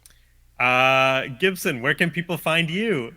I'm still catching up to all of you. I just started YouTube and Instagram, Gibson's Explorers Club. So I'm just pretty much travel vlog stuff around LA, like Halloween right around the corner. Going to be doing all this Halloween stuff next weekend. I'm going to be in San Jose at the Winchester Mystery House. Oh, cool. Because they're doing a huge Halloween layover. It's the company is 13th Floor. They do Queen Mary's Dark Harbor. Sure. And this is their first year producing a huge walkthrough up at the Winchester. So I'm going to be there opening night and just all that kind. I mean, I go out and do just also because of my job. I'm out and about all the time with friends and family, and people have been telling me I'm always filming everything. And people have been saying for years and years, you got to post it. And so finally I'm like, okay, I'm going to just start doing it. So. Did we ever say on the air tonight that Gibson was part of the production team up at the Goonies house? I know we said it before. Did we ever actually tell the audience? No, yeah, we talked about how we all were up at the Goonies weekend, but we didn't specifically say what Gibson was doing up there. Right, yeah. Right. He was there you are a fan, but you were not there in the capacity of a fan. You were working. Correct. A lot. Yeah. We worked on that show from January to basically August. I mean, it's still being edited right now, but I mean, we spent a lot of time in Astoria. So all I know is I kept thinking I was I'm leaving still the next day, and then you guys kept being like, "Oh, we're doing another thing. Oh, we're doing another thing." I'm like, "All right, I guess I'll leave Monday. Well, I guess I'll leave Tuesday. Yeah. Maybe Wednesday." Yeah. And I mean, we ran out of shooting days and everything, and we sent our gear and our crew home. Personal and then cameras you guys were using. Yeah, my DSLR, our showrunner's because we'd be like, well, tomorrow we booked this, and Bayman got the Astoria police to chase Troy's Jeep through town and all that. So it's going to be a really fun show. We're really excited for everybody to see it. So. It's going to be great. Yeah. Yeah, we cannot wait. All of us fans who got to experience that weekend, that house, we cannot wait to see this documentary. I can't even imagine the people that don't even know what you guys have done for that production and for that house, the people that weren't there that weekend. There is I just can't wait for that thing to come out. Well, and it's a docuseries, so it'll stretch. It's not just like a one release. It's gonna, we're gonna have parts. It's gonna need a companion podcast. Just saying. Hey, I like that. Talking Astoria. Yeah, I like that. Yeah. That's awesome. Just saying. Yeah. And I'm so glad you're here. Thank you for letting me. A few weeks ago, Gibson and I bumped into each other in Disney's California Adventure. Hilarious. My dad and I were sitting on the bench, and we were like, "Oh, hey, that's the guy from the Goonies weekend." Oh, yeah. I was there for work, and someone was like, I recognize you guys as soon as I saw you, but you guys like waved me down, and I was like, "Oh my God, like what are you guys doing here?" And then you guys roll deep Disney, so I'm gonna be seeing a lot of you. I know that for sure because you guys are at all the big Disney events. It was awesome to catch up and to just thank you and your team for the things that you pulled together for a lot of us that weekend. Was just like it's something I'll never ever forget. It was a top star moment of my fan life was that whole experience at that house. And once we got you on the right side of the fence. Yes, once I was on the right side of the fence. I cannot wait for people to see this project. Yeah, me too. People hear us talk about it and everything because there was no photos. Obviously, you guys were very strict about that. Of course. But they won't believe it. No one is going to believe it. Right. It's amazing. Right. It's amazing. Yeah. I'm so excited too. Yeah. We're excited. We're excited to get out there. So TBD. Yeah. You guys will be the first to find out. Oh, I'm sure. And then we do. I think the podcast. Yeah. Companion podcast. That'd be amazing. Yeah. It needs one. That'd be amazing. And We have some good a place stories for us all to be able to do what we're doing here tonight, and Yeah. to have the fans chime in and everything. We need it. There'd be some great stories. A little bit of inside baseball, Gibson. That was our idea, and that's what spun into this podcast. So that's the truth. Yeah, the conversation that Jay and I were having was a companion podcast for a potential docuseries that you guys were putting together. And then we were like, well, why don't we just start something first? And then it came. We said we need to establish the chemistry and Blockbuster everything. Year. Yes, yeah. So literally, this show only exists because we want to do your show. That's the truth. That's great. 100% That's the truth. great. So if I you love talk to it. Berg Even and more Bamman and whatever. Yeah, let's figure it out. It was more so talking to Adam F. Goldberg up at the thing where he had all of these crazy ideas, and then you know how that is when you're spitballing with somebody who really knows how to spitball. He's such a good writer. Yes. That we just kind of kept throwing ideas back and forth, and he was like, "That'd be great. That'd be great." Do it. Let's do it. And that's great. And truthfully, this podcast doesn't exist if I didn't meet Jay up at the Goonies weekend. Like, so much is situated around that 40th anniversary weekend that it's like magic. None of us would know each other. None of us would know each other. That weekend is like a canon event in the Marvel Cinematic Universe. Like, everything that was supposed to happen. We were all supposed to be there. We were all supposed to meet. We were all supposed to hang out and find our other Goonies. Yeah. What was this? Doctor Strange reference. Oh, okay. Oh, I don't get it. Yeah.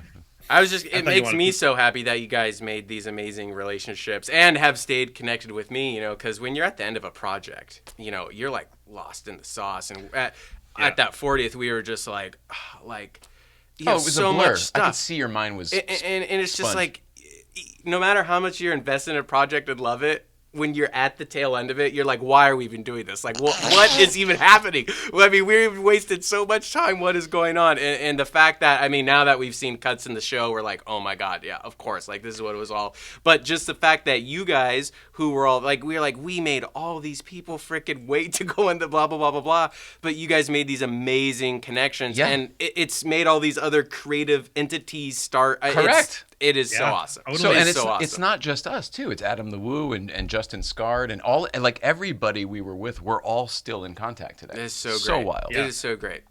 I'm so glad. Thank you. Thank you, Burke. Thank Liz. Thanks, Baven. Thanks, everybody. When I saw Adam and Justin were going to be in Astoria, I was like messaging them because I've met them a couple times just from working at Disney and stuff. I mean, very loosely. They didn't know who I was, but I was messaging them like, come to the house. We'll put you in the show, blah, blah, blah. Oh. Neither of them responded to me because they get so many messages. I don't but think they knew that. I saw them in the driveway, and like one of our PAs was like, well, you have to. there. And I'm like, it was right when we were getting ready to shoot the finale. And I'm just like, bring them up here, put them front row. Like, these guys need to be a part of it. So we were standing with them when you did that. Crazy. So. And they're like, It we was have a whole such a group. great I'm like, I weekend. don't care. Bring the however many people there are, and blah blah blah. So That it is was so great. awesome. It all worked out. It was all meant to be, Yeah. Okay. Official longest episode of A Blockbuster Year yet. Jay, where can people find you? I am at Porsche Life 111. Painted ourselves into a corner with that one on Instagram. Maybe I'll change it to my name one day, but it's Porsche Life 111.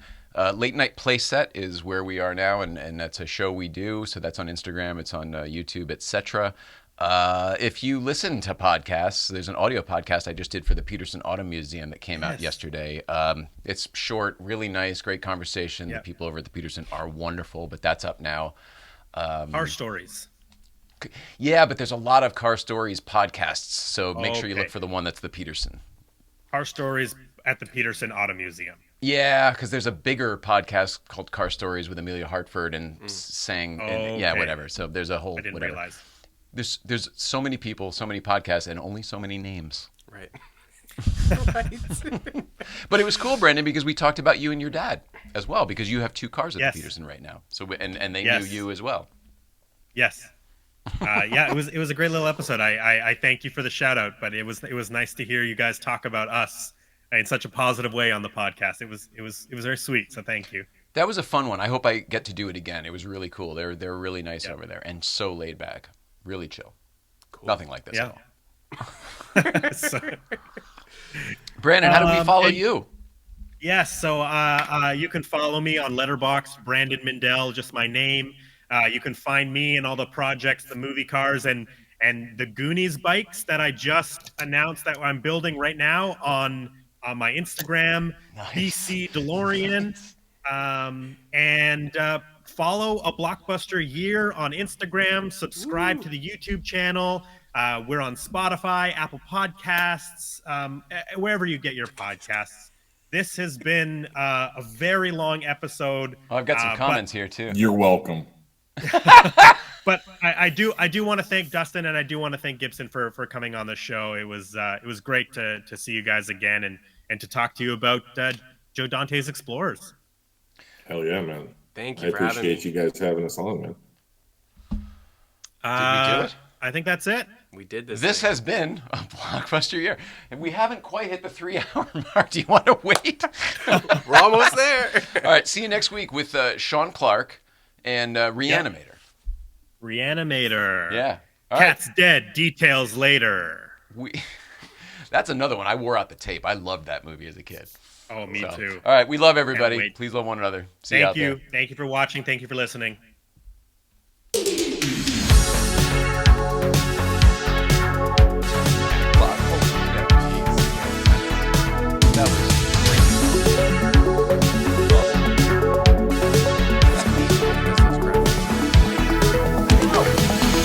Because I was going to ask you that, like, who does the graphics?